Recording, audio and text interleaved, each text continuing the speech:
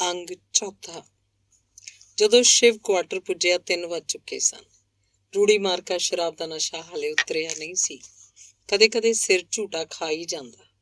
Meat ਵੀ ਰੱਜ ਕੇ ਖਾਧਾ ਸੀ। ਪੇਟ ਆਫਰਿਆ ਪਿਆ ਸੀ। ਉਹਦੀ ਸ਼ਾਮ ਦੀ ਗਿਣਤੀ ਤੱਕ ਸੌਂ ਲੈਣ ਦੀ ਇੱਛਾ ਸੀ। ਨਾਲੇ ਨਸ਼ਾ ਲੈ ਜਾਏਗਾ, ਨਾਲੇ ਪੇਟ ਨੂੰ ਕੁਝ ਰਾਹਤ ਮਿਲੇਗੀ।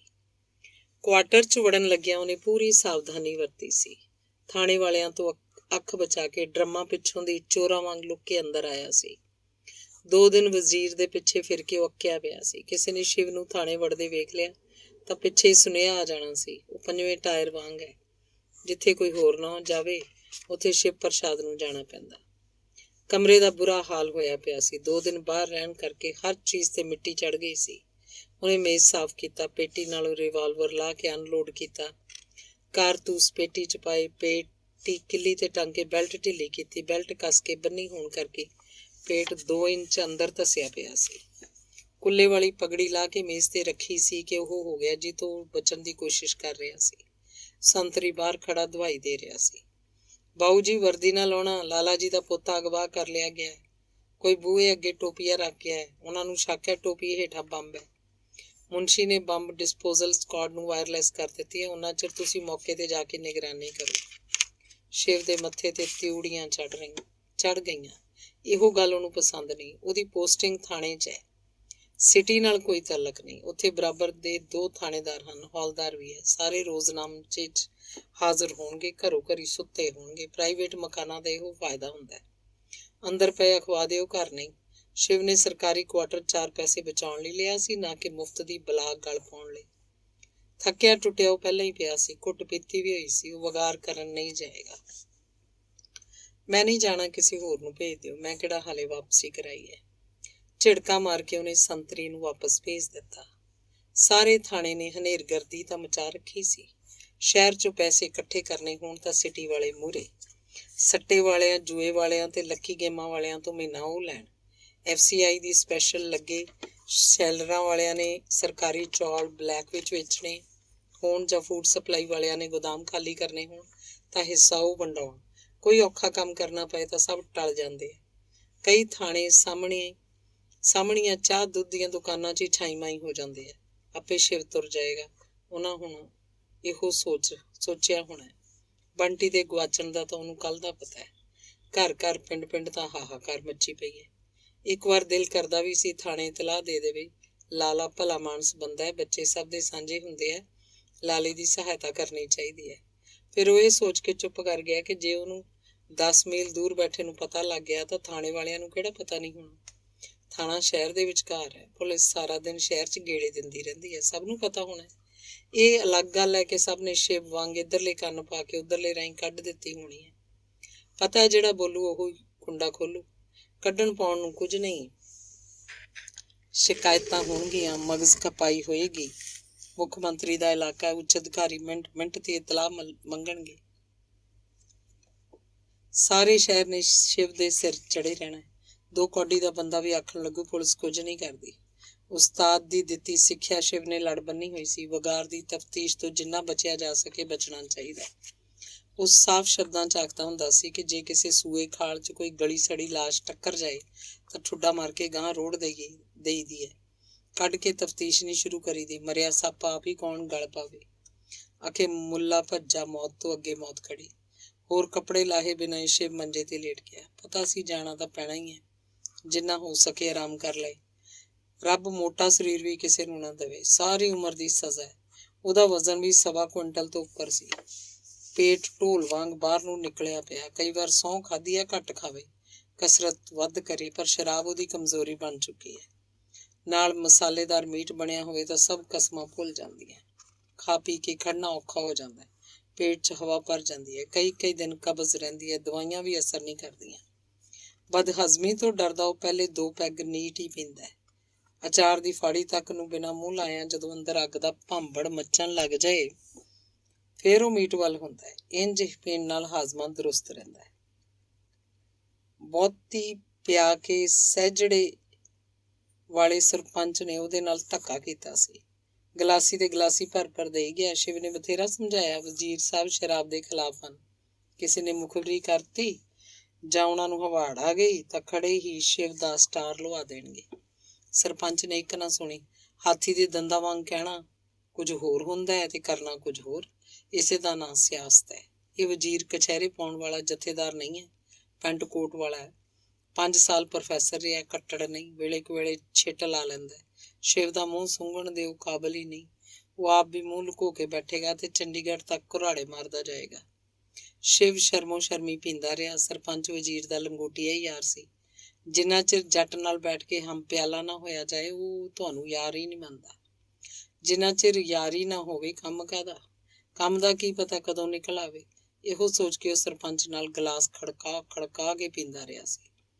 ਅੱਜ ਕੱਲ੍ਹ ਦੇ ਸਿਆਸੀ ਮਾਹੌਲ 'ਚ ਇੱਕ ਅੱਧ ਵਜ਼ੀਰ ਹੱਥ 'ਚ ਹੋਣਾ ਹੀ ਚਾਹੀਦਾ ਹੈ। ਕੋਈ ਅੰਗਲੀ ਸੰਗਲੀ ਨਾਲ ਭਿੜਦੀ ਹੋਵੇ ਤਾਂ ਜ਼ੋਰਾਵਰ ਥਾਣੇਦਾਰ ਸ਼ਿਵ ਵਰਗੇ ਨੂੰ ਚੌਥੇ ਦਿਨ ਲਾਈਨ ਹਾਜ਼ਰ ਕਰਾ ਕੇ ਆਪ ਥਾਣੇ ਆ ਲੱਗਦੇ ਆ। ਸ਼ਿਵ ਦੇ ਕਿਹੜਾ ਕੁਝ ਪੱਲਿਓਂ ਜਾਂਦਾ ਸੀ। ਉਹਨਾਂ ਦੀਆਂ ਜੁੱਤੀਆਂ ਉਹਨਾਂ ਦਾ ਹੀ ਸਿਰ। ਬੱਤਰ ਹੋਣ ਲਈ ਸ਼ਿਵ ਨੂੰ 1-2 ਘੰਟੇ ਦਾ ਆਰਾਮ ਜ਼ਰੂਰੀ ਸੀ। ਉਹਦੀ ਵਰਦੀ ਵੀ ਗੰਦੀ ਸੀ। ਵਜ਼ੀਰ ਦਾ ਪ੍ਰੋਗਰਾਮ ਇੱਕ ਦਿਨ ਦਾ ਸੀ। ਉਹ ਵਾਧੂ ਵਰਦੀ ਨਹੀਂ ਸੀ ਲੈ ਕੇ ਗਿਆ ਤੇ ਵਜ਼ੀਰ ਤਾਂ ਮਰਾਸੀਆਂ ਦੇ ਜਵਾਈ ਵਾਂਗੂ ਡੇਰਾ ਹੀ ਲਾ ਕੇ ਬੈਠ ਗਿਆ। ਕੁੜਤੇ ਦੇ ਕਾਲਰ, ਕਫਾਂ ਤੇ ਕਾਲਖ ਦੂਰੋਂ ਹੀ ਦਿਖਾਈ ਦਿੰਦੇ ਸੀ।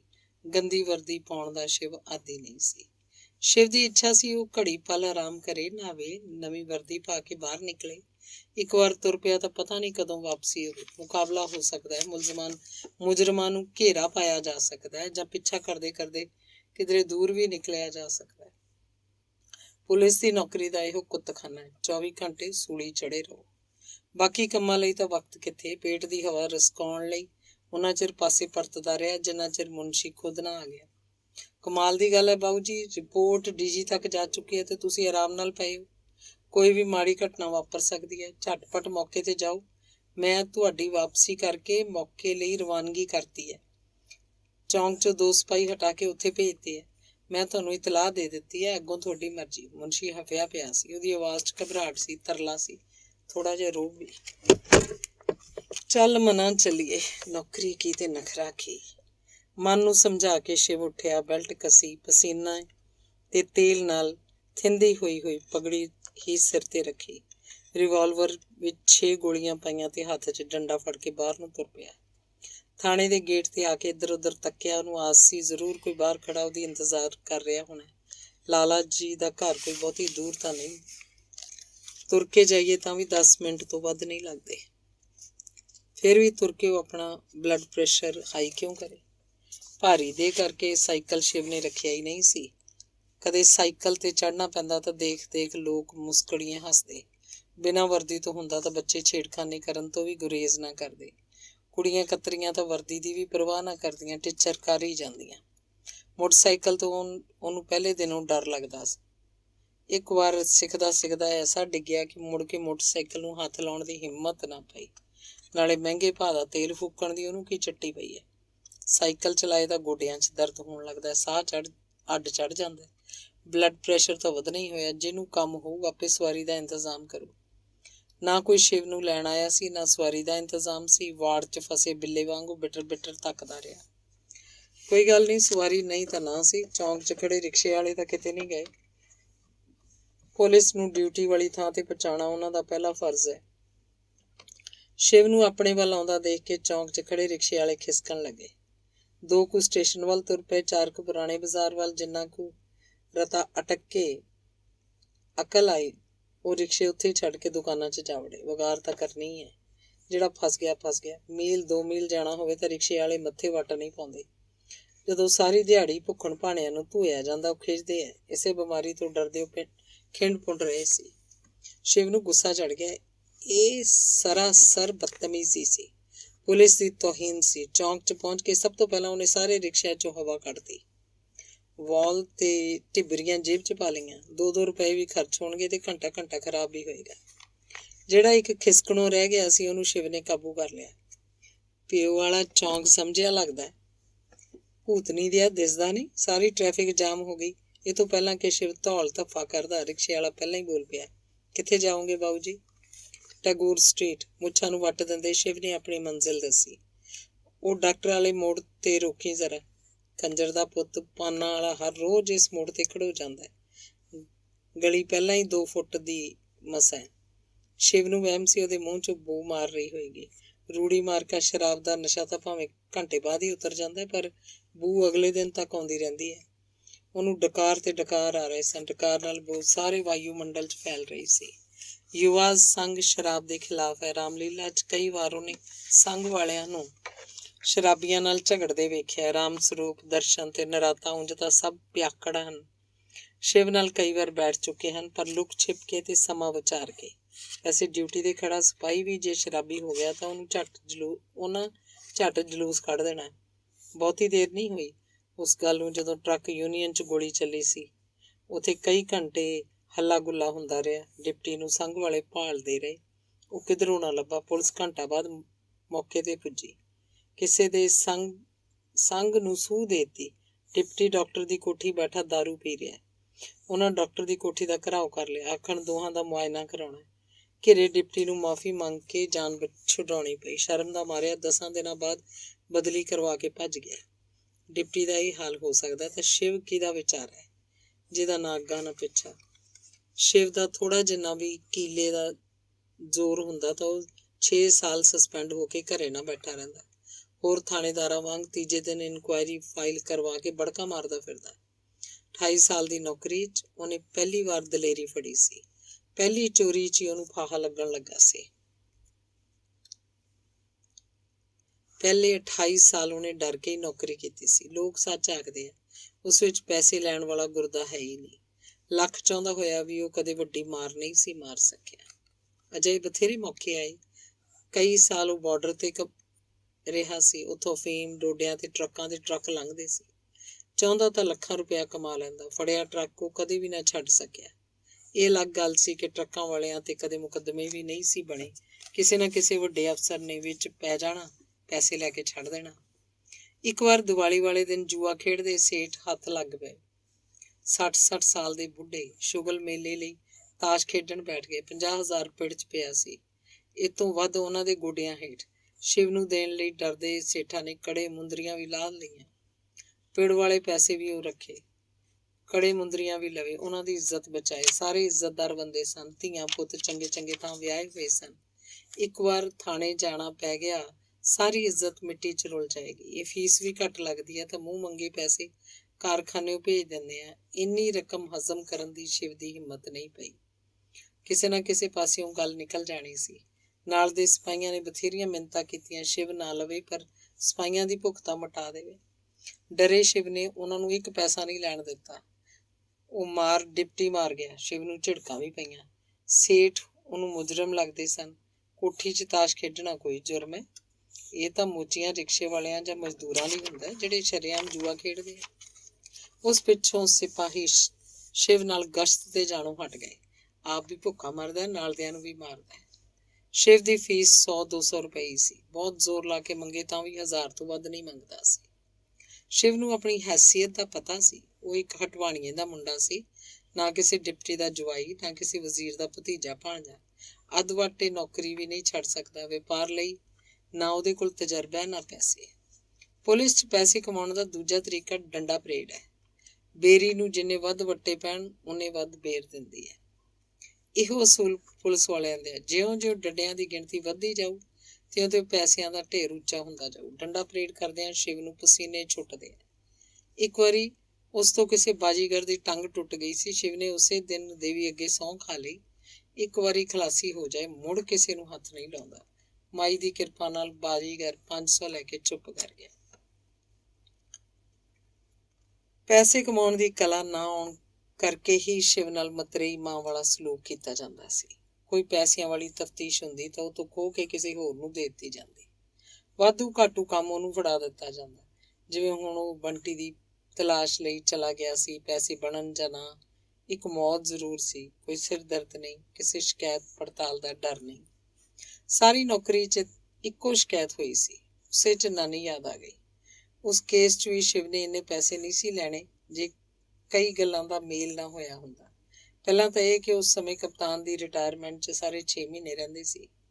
ਕਪਤਾਨ ਨੇ ਝਾੜੂ ਵੜਿਆ ਹੋਇਆ ਸੀ। ਉਹਨੂੰ ਪੈਸੇ ਚਾਹੀਦੇ ਸੀ। ਤੁਸੀਂ ਚਾਹੇ ਖੂਹ ਪੁੱਟਿਆ, ਉਹਨੂੰ ਕੋਈ ਪਰਵਾਹ ਨਹੀਂ। ਦਸਖਤ ਵੀ ਅੱਖਾਂ ਮੀਟ ਕੇ ਕਰ ਦਿੰਦਾ। ਜਿੱਥੋਂ ਮਰਜ਼ੀ ਕਰਾ ਲਓ। ਕਤਲ 'ਚ ਬੰਦੇ ਕੱਢ ਦਿੰਦਾ ਹੈ। ਭਦੌੜ ਵਾਲੇ ਕਤਲ ਕੇਸ 'ਚੋਂ ਸਰਦਾਰਾਂ ਨੂੰ ਕੱਢ ਕੇ ਉਸੇ ਮਹੀਨੇ ਚਰਨ ਸਿੰਘ ਨੇ 50,000 ਰੁਪਏ ਲਏ ਸਨ। ਅਗਾਂਹ 10,000 ਦੇ ਕੇ 40 ਡਕਾਰ ਗਿਆ ਸੀ।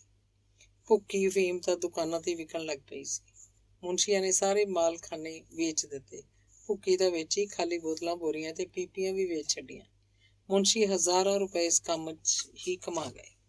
ਸਿਪਾਹੀ ਤੱਕ ਨੂੰ ਖੁੱਲ੍ਹਾ ਸੀ, ਬਾਹਰੋਂ ਬੰਦਾ ਫੜੋ, ਫੀਸ ਲਓ, ਬੰਦਾ ਛੱਡ ਦਿਓ। ਵਾਰੰਟ ਤਾਮੀਲ ਕਰਾਉਣ ਗਏ ਸੌਦਾਕਾਰ ਆਉਂਦੇ, ਦੋਸ਼ੀ ਪੈਸੇ ਦਿੰਦਾ, ਛੱਡ ਦਿਓ, ਨਹੀਂ ਹੱਥਕੜੀ ਲਾ ਕੇ ਅੰਦਰ ਤੁੰਨ ਦਿਓ। ਚਾਰੇ ਪਾਸੇ ਨੋਟਾਂ ਦਾ ਮੀਂਹ ਸੀ।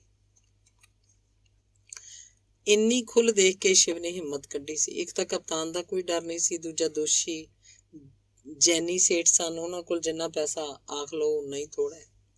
ਚਾਚਾ ਆਖਦਾ ਸੀ ਝਗੜੇ ਵਾਲਾ ਸੋਨਾ ਉਹਦੀ ਨਿੱਜੀ ਜਾਇਦਾਦ ਸੀ। ਉਹ ਗਹਿਣੇ ਉਹਦੀ ਮਾਂ ਨੇ ਉਹਦੇ ਨਾਨਕਿਆਂ ਨੇ ਵਿਆਹ ਵੇਲੇ ਦਾਜ 'ਚ ਦਿੱਤੇ ਸਨ। ਮਰਨ ਤੋਂ ਪਹਿਲਾਂ ਇਹ ਗਹਿਣੇ ਮਾਂ ਉਹਦੀ ਪਤਨੀ ਨੂੰ ਦੇ ਗਈ। ਭਤੀਜਾ ਕਹਿੰਦਾ ਸੀ ਉਹਦੀ ਜਾਇਦਾਦ ਸੀ, ਗਹਿਣੇ ਉਹਦੀ ਮਾਂ ਦੇ ਸਨ, ਗਹਿਣੇ ਉਹਦੇ ਪਿਓ ਦੇ ਕਬਜ਼ੇ 'ਚ ਸਨ। ਜਦੋਂ ਮਰਿਆ ਭਤੀਜਾ ਛੋਟਾ ਸੀ, ਮਾਂ ਪਹਿਲਾਂ ਹੀ ਮਰ ਗਈ ਸੀ। ਘਰ ਦਾ ਮੋਢੀ ਹੋਣ ਕਰਕੇ ਹੋਰ ਜਾਇਦਾਦ ਦੇ ਨਾਲ ਨਾਲ ਗਹਿਣੇ ਵੀ ਚਾਚੇ ਨੂੰ ਮਿਲ ਗਏ। ਭਾਈਚਾਰਾ ਚਾਚੇ ਨਾਲ ਸੀ। ਚਾਚਾ ਦਾਨੀਪੁਰ ਸ਼ਾਇਦ 10,000 ਰੁਪਏ ਆਏ ਸਾਲ ਤਾਂ ਉਹ ਇਕੱਲੀ ਗਊਸ਼ਾਲਾ ਨੂੰ ਦੇ ਦਿੰਦਾ ਹੈ। ਉਹ ਦੂਜੇ ਦੀ ਜਾਇਦਾਦ ਤੇ ਧਾਰ ਨਹੀਂ ਮਾਰਦਾ। ਮੁੰਡੇ ਦਾ ਹੱਥ ਤੰਗ ਹੈ, ਇਸ ਲਈ ਲਾਲਚ ਕਰ ਰਿਹਾ। ਵੱਡੀ ਗੱਲ ਇਹ ਕਿ ਡੀਸੀ ਦਾ ਜੀਏ ਚਾਚੇ ਦੇ ਸਾਲੇ ਦਾ ਸਾਡੂ ਸੀ। ਉਹਨੇ ਸ਼ਿਵ ਨੂੰ ਦਫ਼ਤਰ ਬੁਲਾ ਕੇ ਚਾਚੇ ਦੀ ਮਦਦ ਦਾ ਹੁਕਮ ਦਿੱਤਾ। ਦਬਕਾ ਧਮਕਾ ਕੇ ਸ਼ਿਵ ਨੇ ਸਾਰੇ ਗਹਿਣੇ ਕਾਬੂ ਕਰ ਲਏ, ਡੱਬੇ 'ਚ ਪਾ ਕੇ ਮੋਹਰਾਂ ਜੜ ਦਿੱਤੀਆਂ। ਕੋਈ ਹੋਰ ਤਫਤੀਸ਼ੀ ਹੁੰਦਾ ਤਾਂ ਇੱਕ ਦੋ ਗਹਿਣੇ ਖਸਕਾ ਲੈਂਦਾ ਜਾਂ ਅਸਲੀ ਕੱਢ ਕੇ ਨਕਲੀ ਪਾ ਦਿੰਦਾ। ਮੋਹਰਾਂ ਲਾਉਣਾ ਤਾਂ ਐਵੇਂ ਅਦਾਲਤ ਦੇ ਅੱਖੀਂ ਘੱਟਾ ਪਾਉਣ ਵਾਲੀ ਗੱਲ ਹੁੰਦੀ ਹੈ। ਸਾਰੇ ਕਾਗਜ਼ ਪੱਤਰ ਆਪਣੇ ਹੱਥ 'ਚ ਰੱਖੀ ਦੇ ਹੈ, ਜਦੋਂ ਜੀ ਕਰੇ ਮੋਹਰਾਂ ਤੋੜ ਕੇ ਨਵੀਆਂ ਲਾ ਲਓ। ਖਾਲੀ ਕਾਗਜ਼ਾਂ ਤੇ ਪਹਿਲਾਂ ਹੀ ਦਸਖਤ ਕਰਵਾ ਲਈਦੇ ਹੈ, ਪਿੱਛੋਂ ਫਸਿਆ ਮਾਲਕ ਮੁੱਕਰ ਨਹੀਂ ਸਕਦਾ। ਭਤੀਜਾ ਜਦੋਂ 2 ਦਿਨ ਥਾਣੇ ਬੈਠ ਕੇ ਵੀ ਟਸ ਤੋਂ ਮਸ ਨਾ ਹੋਇਆ ਤਾਂ ਸ਼ਿਵ ਨੇ 2 ਕਿਲੋ ਅਫੀਮ ਫਿੱਟ ਕਰਤੀ। 3 ਦਿਨਾਂ ਦਾ ਪੁਲਿਸ ਰਿਮਾਂਡ ਲਿਆ, ਹਫ਼ਤਾ ਜ਼ਮਾਨਤ ਨਾ ਹੋਣ ਦਿੱਤੀ। ਭਤੀਜਾ ਜਦੋਂ 8-10 ਦਿਨ ਜੇਲ੍ਹ 'ਚ ਕੱਟ ਕੇ ਬਾਹਰ ਆਇਆ ਤਾਂ ਪਾਸਾ ਪਲਟ ਚੁੱਕਾ ਸੀ। ਸਾਰੀ ਜੈਨ ਬਰਾਦਰੀ ਮੁੰਡੇ ਦੇ ਹੱਕ 'ਚ ਹੋ ਚੁੱਕੀ ਸੀ। ਪੈਸੇ 'ਚ ਅੰਨੇ ਹੋਏ ਚਾਚੇ ਨੇ ਤਾਂ ਹੱਦ ਹੀ ਕਰਤੀ। ਗਊ ਵਰਗੇ ਮੁੰਡੇ ਨੂੰ ਜਲਾਦਾਂ ਹੱਥ ਵੇਚ ਦਿੱਤਾ। ਅੱਗ ਲੱਗੇ ਜੇ ਪੈਸੇ ਨੂੰ। ਇਹ ਪਹਿਲੀ ਵਾਰ ਸੀ ਕਿ ਕਿਸੇ ਜੈਨੀਆਂ ਦੇ ਮੁੰਡੇ ਨੂੰ ਕੈਦ ਕੱਟਣੀ ਪਈ ਸੀ। ਚਾਚਾ ਵੀ ਪਸੀਜ ਗਿਆ। ਭਤੀਜੇ ਨੂੰ ਜੇਲ੍ਹ ਭੇਜ ਕੇ ਉਹਦੀ ਨੱਕ ਕੱਟੀ ਗਈ ਸੀ। ਬਾਹਰ ਆਉਂਦਿਆਂ ਹੀ ਉਹਨੇ ਸਾਰੇ ਗਹਿਣੇ ਉਹਨੂੰ ਦੇਣ ਦਾ ਐਲਾਨ ਕਰ ਦਿੱਤਾ ਸੀ। ਰਾਜੀਨਾਮਾ ਹੋ ਗਿਆ ਤਾਂ ਮੁੰਡਾ ਕੇਸ 'ਚੋਂ ਵੀ ਬਰੀ ਹੋਣਾ ਚਾਹੀਦਾ ਸੀ। ਸਜ਼ਾ ਹੋ ਗਈ ਤਾਂ ਧੀਆਂ ਪੁੱਤ ਵਿਆਹਣੇ ਰਹਿ ਜਾਣਗੇ, ਬਰਾਦਰੀ ਨੂੰ ਦਾਗ ਲੱਗ ਜਾਏਗਾ। ਉਹ ਚਾਚਾ ਜਿਹੜਾ ਭਤੀਜੇ ਨੂੰ ਸਜ਼ਾ ਕਰਾਉਣ ਲਈ ਨੋਟ ਚੱਕੀ ਫਿਰਦਾ ਸੀ, ਉਹਨੂੰ ਬਰੀ ਕਰਾਉਣ ਲਈ ਤਰਲੇ ਮੱਛੀ ਹੋਣ ਲੱਗਿਆ। ਬਰੀ ਕਰਾਉਣ ਲਈ ਸ਼ਿਵ ਕੋਲ ਕੋਈ ਜਾਦੂ ਦਾ ਡੰਡਾ ਤਾਂ ਹੈ ਨਹੀਂ ਸੀ। 4 ਤਰੀਕਾਂ ਪੈ ਕੇ ਮੁੰਡੇ ਨੇ ਬਰੀ ਹੋਣਾ ਸੀ। ਦੂਜੀ ਤਰੀਕ ਸੀ ਮੁੰਡਾ ਜੁਰਮ ਦਾ ਇਕਬਾਲ ਕਰ ਲਏ। ਨੇਕ ਚਲਣੀ ਕਰਕੇ ਖਹਿੜਾ ਛੁੱਟ ਜਾਣਾ ਸੀ। ਚਾਚੇ ਦੀ ਬੇਚੈਨੀ ਵੇਖ ਕੇ ਸ਼ਿਵ ਵੀ ਘਬਰਾ ਗਿਆ। ਜੀਏ ਦੇ ਸੁਨੇਹੇ ਆਉਣ ਲੱਗੇ। ਸ਼ਿਵ ਡਰ ਰਿਹਾ ਸੀ, ਜੇ ਉਹਨਾਂ ਜੀਏ ਨੂੰ ਦੱਸਤਾ ਤਾਂ ਸ਼ਿਵ ਦੀ ਖੈਰ ਨਹੀਂ। ਸ਼ਿਵ ਨੂੰ ਇੱਕੋ ਰਾਹ ਦਿਖਾਈ ਦੇ ਰਿਹਾ ਸੀ, ਰੋਜ਼ ਨਾਮਚੇ ਤੇ 19 ਨੰਬਰ ਰਜਿਸਟਰ ਵਿੱਚ ਅਦਲਾ ਬਦਲੀ 2 ਕਿਲੋ ਦੀ ਥਾਂ 200 ਗ੍ਰਾਮ ਬਣਾ ਦੇਵੇ। 2 ਕਿਲੋ ਅਫੀਮ ਦਾ ਇਕਬਾਲ ਜੱਜ ਨੇ ਲੈਣਾ ਨਹੀਂ, 200 ਗ੍ਰਾਮ ਦਾ ਝੱਟ ਹੋ ਜਾਣਾ ਸੀ। ਇਕਬਾਲ ਲਈ ਚਾਚਾ ਵੀ ਸਹਿਮਤ ਸੀ ਤੇ ਭਤੀਜਾ ਵੀ। ਮੁਨਸ਼ੀ ਨੇ 500 ਲੈ ਕੇ ਰੋਜ਼ ਨਾਮਚੇ ਦੇ ਵਰਕੇ ਬਦਲ ਦਿੱਤੇ। 19 ਨੰਬਰ 'ਚ ਇੰਕ ਰਿਮੂਵਰ ਨਾਲ ਕੰਮ ਚੱਲ ਗਿਆ। ਕਚਹਿਰੀ ਇਕਬਾਲ ਕਰਨ ਗਏ ਤਾਂ ਵਕੀਲ ਨੇ ਢੁੱਚਰ ਅੜਾਤੀ। ਇਕਬਾਲ ਕਰਕੇ ਸਜ਼ਾ ਯਾਫਤਾ ਹੋ ਜਾਣਾ ਸੀ। ਸਾਰੀ ਉਮਰ ਦਾ ਮਿਹਣਾ। ਜੇ ਜੀਏ ਰਿਸ਼ਤੇਦਾਰ ਹੈ ਤਾਂ ਕਾਹਦਾ ਡਰ, ਮੁਕੱਦਮਾ ਤਾਂ ਝੂਠਾ ਹੀ ਹੈ। ਉਹਨਾਂ ਵਕੀਲ ਵਾਲੀ ਗੱਲ ਜਦੋਂ ਜੀਏ ਨੂੰ ਦੱਸੀ ਤਾਂ ਉਹਨੇ ਪਿਆਰ ਪੁਚਕਾਰ ਕੇ ਸਾਰੀ ਕਹਾਣੀ ਸੁਣ ਲਈ। ਉਹਨੂੰ ਸ਼ਿਵ ਤੇ ਗੁੱਸਾ ਚੜ੍ਹ ਗਿਆ। ਜਦੋਂ ਜੀਏ ਨੇ ਸਿਫਾਰਿਸ਼ ਕਰਤੀ ਸੀ ਤਾਂ ਉਹਦਾ ਪੈਸੇ ਲੈਣ ਦਾ ਕੀ ਮਤਲਬ? ਪਰਚਾ ਉਹ ਕੈਂਸਲ ਕਰਵਾ ਦੇਗਾ। ਸ਼ਿਵ ਤੇ ਰਿਸ਼ਵਤ ਲੈਣ ਦੀ ਦਰਖਾਸਤ ਦੇਣੀ ਜ਼ਰੂਰੀ ਹੈ। 20,000 ਪਿੱਛੋਂ 10 ਤਾਂ ਉਹ ਕਪਤਾਨ ਨੂੰ ਦੇ ਆਇਆ ਸੀ। 2-3 ਬਾਕੀ ਮਾਥੇ ਤੰਜ ਵੰਡਿਆ ਜਾ ਚੁੱਕਾ ਸੀ। ਜੈਨੀ ਸਾਰੇ ਪੈਸੇ ਵਾਪਸ ਮੰਗਦੇ ਸਨ। ਕਪਤਾਨ ਦੇ ਸਿਰ ਤੇ ਪਹਿਲਾਂ ਉਹਨੇ ਬਹੁਤੀ ਪਰਵਾਹ ਨਹੀਂ ਕੀਤੀ। ਪੜਤਾਲ ਪਹਿਲਾਂ ਡਿਪਟੀ ਨੇ ਸ਼ੁਰੂ ਕੀਤੀ। ਸੌਦਾ 5,000 'ਚ ਤੈਅ ਹੋਇਆ। ਉਹਨੇ 2-4 ਬਿਆਨ ਲਿਖ ਕੇ ਰਿਪੋਰਟ ਸ਼ਿਵ ਦੇ ਹੱਕ 'ਚ ਕਰਤੀ। ਜੀਏ ਦੇ ਸੱਤੀ ਕੱਪੜੀ ਅੱਗ ਲੱਗ ਗਈ। ਉਹਨੇ ਡੀਸੀ ਤੋਂ ਰਿਪੋਰਟ ਨਾਮਨਜ਼ੂਰ ਕਰਾਤੀ। ਦੂਜੀ ਵਾਰ SPD ਆਇਆ। ਉਸ ਸਖਤੀ ਲਈ ਮਸ਼ਹੂਰ ਸੀ। ਨਵਾਂ ਨੌਕਰ ਹੋਇਆ ਸੀ। ਰਿਸ਼ਵਤ ਦੇ ਕੋਲ ਦੀ ਨਹੀਂ ਸੀ ਲੰਘਦਾ। ਭੱਜ ਨੱਠ ਕਰਕੇ ਮਸਾਂ ਸ਼ਿਵ ਨੇ ਉਹਦਾ ਸਾਲਾ ਫੜਿਆ। ਸਾਲੇ ਨੇ 10,000 ਤਾਂ ਲਿਆ ਪਰ ਰਿਪੋਰਟ ਸ਼ਿਵ ਦੀ ਮਨਮਰਜ਼ੀ ਤੇ ਕਰਵਾਤੀ। ਸ਼ਿਵ ਨੇ ਸੁੱਖ ਦਾ ਸਾਹ ਲਿਆ। ਵਿਜੀਲੈਂਸ ਦੇ DIG ਨਾਲ ਸ਼ਿਵ ਕਦੇ ਰੀਡਰ ਰਿਹਾ ਸੀ। ਰਿਪੋਰਟ ਉਹਦੇ ਹੱਕ 'ਚ ਹੋਏਗੀ, ਇਹ ਸ਼ਿਵ ਨੂੰ ਆਸ ਸੀ। ਕੁੱਤੇ ਦਾ ਕੁੱਤਾ ਵੈਰੀ ਵਾਂਗ ਉਹਨੇ ਸਗੋਂ ਰੋਜ਼ ਨਾਮਚਾ ਤੇ ਰਜਿਸਟਰ ਡਾਕੂਮੈਂਟ ਐਕਸਪਰਟ ਨੂੰ ਭੇਜ ਦਿੱਤੇ। ਰਿਪੋਰਟ ਸ਼ਿਵ ਦੇ ਖਿਲਾਫ ਆਉਣੀ ਹੀ ਸੀ। ਰਿਪੋਰਟ ਠੀਕ ਕਰਾਉਣ ਲਈ DIG ਨੇ 20,000 ਮੰਗਿਆ। ਮਰਦੇ ਸ਼ਿਵ ਨੇ ਇਹ ਹੱਕ ਵੀ ਚੱਪਿਆ। ਮਾੜੀ ਕਿਸਮਤ ਹੋਵੇ ਤਾਂ ਬਣੇ ਕੰਮ ਵੀ ਵਿਗੜ ਜਾਂਦੇ ਆ। ਰਿਪੋਰਟ ਲਿਖਣ ਤੋਂ ਪਹਿਲਾਂ ਹੀ ਉਹ DIG ਚਲਾਣਾ ਕਰ ਗਿਆ। ਹੋਰ ਪੈਰਵਾਈ ਦੀ ਸ਼ਿਵ 'ਚ ਹਿੰਮਤ ਨਹੀਂ ਸੀ। ਜਿੰਨੇ ਪੈਸੇ ਪੱਲੇ ਸੀ ਸਭ ਲੱਗ ਗਏ। ਉਹ ਚੁੱਪ ਕਰਕੇ ਘਰ ਬੈਠ ਗਿਆ। ਤਨਖਾਹ ਅੱਧੀ ਰਹਿ ਗਈ। ਖਰਚ ਪੂਰਾ ਕਰਨ ਲਈ ਸ਼ਿਵ ਨੇ ਟਾਈਪਰਾਈਟਰ ਕਚਹਿਰੀ ਜਾ ਤਰਿਆ। ਲਿਖਣ ਪੜ੍ਹਨ ਦਾ ਉਹ ਮਾਹਰ ਸੀ। ਨਵੇਂ ਵਕੀਲਾਂ ਨਾਲੋਂ ਵੱਧ ਕੰਮ ਜਾਣਦਾ ਸੀ। GA ਨੇ ਜ਼ੋਰ ਪਾ ਕੇ ਅਫੀਮ ਦਾ ਮੁਕੱਦਮਾ ਤਾਂ ਖਾਰਜ ਕਰਾਇਆ ਹੀ, ਸ਼ਿਵ ਤੇ ਵੀ ਰਿਸ਼ਵਤ ਦਾ ਮੁਕੱਦਮਾ ਦਰਜ ਕਰਵਾ ਦਿੱਤਾ। ਉਹ ਆਥਣ ਉੱਗਣ ਜੈਨੀਆਂ ਦੀਆਂ ਮਿੰਨਤਾਂ ਕਰਨ ਜਾਂਦਾ। 4 ਸਾਲ ਧੱਕੇ ਖਾ ਕੇ ਮਸਾਂ ਬਰੀ ਹੋਇਆ। ਦੁੱਧ ਦਾ ਫੂਕਿਆ ਜਿਵੇਂ ਲੱਸੀ ਨੂੰ ਵੀ ਫੂਕਾਂ ਮਾਰਦਾ, ਐਵੇਂ ਸ਼ਿਵ ਨਹੀਂ ਸੀ ਚਾਹੁੰਦਾ ਕਿ ਦਾਰੂ ਪੀ ਕੇ ਲਾਲਾ ਜੀ ਦੇ ਘਰ ਜਾਵੇ। ਯੁਵਾ ਸੰਘ ਦੇ ਧੱਕੇ ਚੜ੍ਹ ਕੇ ਮੁੜ ਉਸੇ ਘੁੰਮਣ ਘੇਰੀ 'ਚ ਫਸੇ। 3 ਸਾਲ ਰਿਟਾਇਰ ਹੋਣ 'ਚ ਰਹਿੰਦੇ ਸਾਨੂੰ ਸੁਖੀ ਸਾਂਦੀ ਪੈਨਸ਼ਨ ਲੈ ਕੇ ਘਰ ਜਾਣਾ ਚਾਹੁੰਦਾ ਸੀ। ਪਾਨ ਖਾਣ ਦੀ ਨੀਅਤ ਨਾਲ ਉਹਨੇ ਰਿਕਸ਼ਾ ਪਾਨ ਫਰੋਸ਼ ਦੀ ਰੇਹੜੀ ਕੋਲ ਰੁਕਵਾਇਆ। ਉਹ ਤੈਨੂੰ 1000 ਵਾਰ ਆਖਿਆ ਇਸ ਰਸਤੇ ਜੱਜ ਸਾਹਿਬ ਦੀ ਕਾਰ ਨਹੀਂ ਲੰਘਣਾ ਹੁੰਦਾ, ਤੂੰ ਇਸ ਮੋੜ ਦਾ ਖਹਿੜਾ ਹੀ ਨਹੀਂ ਛੱਡਦਾ। ਰਿਕਸ਼ੇ 'ਚ ਬੈਠੇ ਬੈਠੇ ਹੀ ਉਹਨੇ ਰੇਹੜੀ ਦੀ ਟੀਨ ਦੀ ਛੱਤ ਤੇ ਡੰਡਾ ਖੜਕਾਇਆ। ਪਾਨ ਫਰੋਸ਼ ਨੂੰ ਹੱਥਾਂ ਪੈਰਾਂ ਦੀ ਪੈ ਗਈ।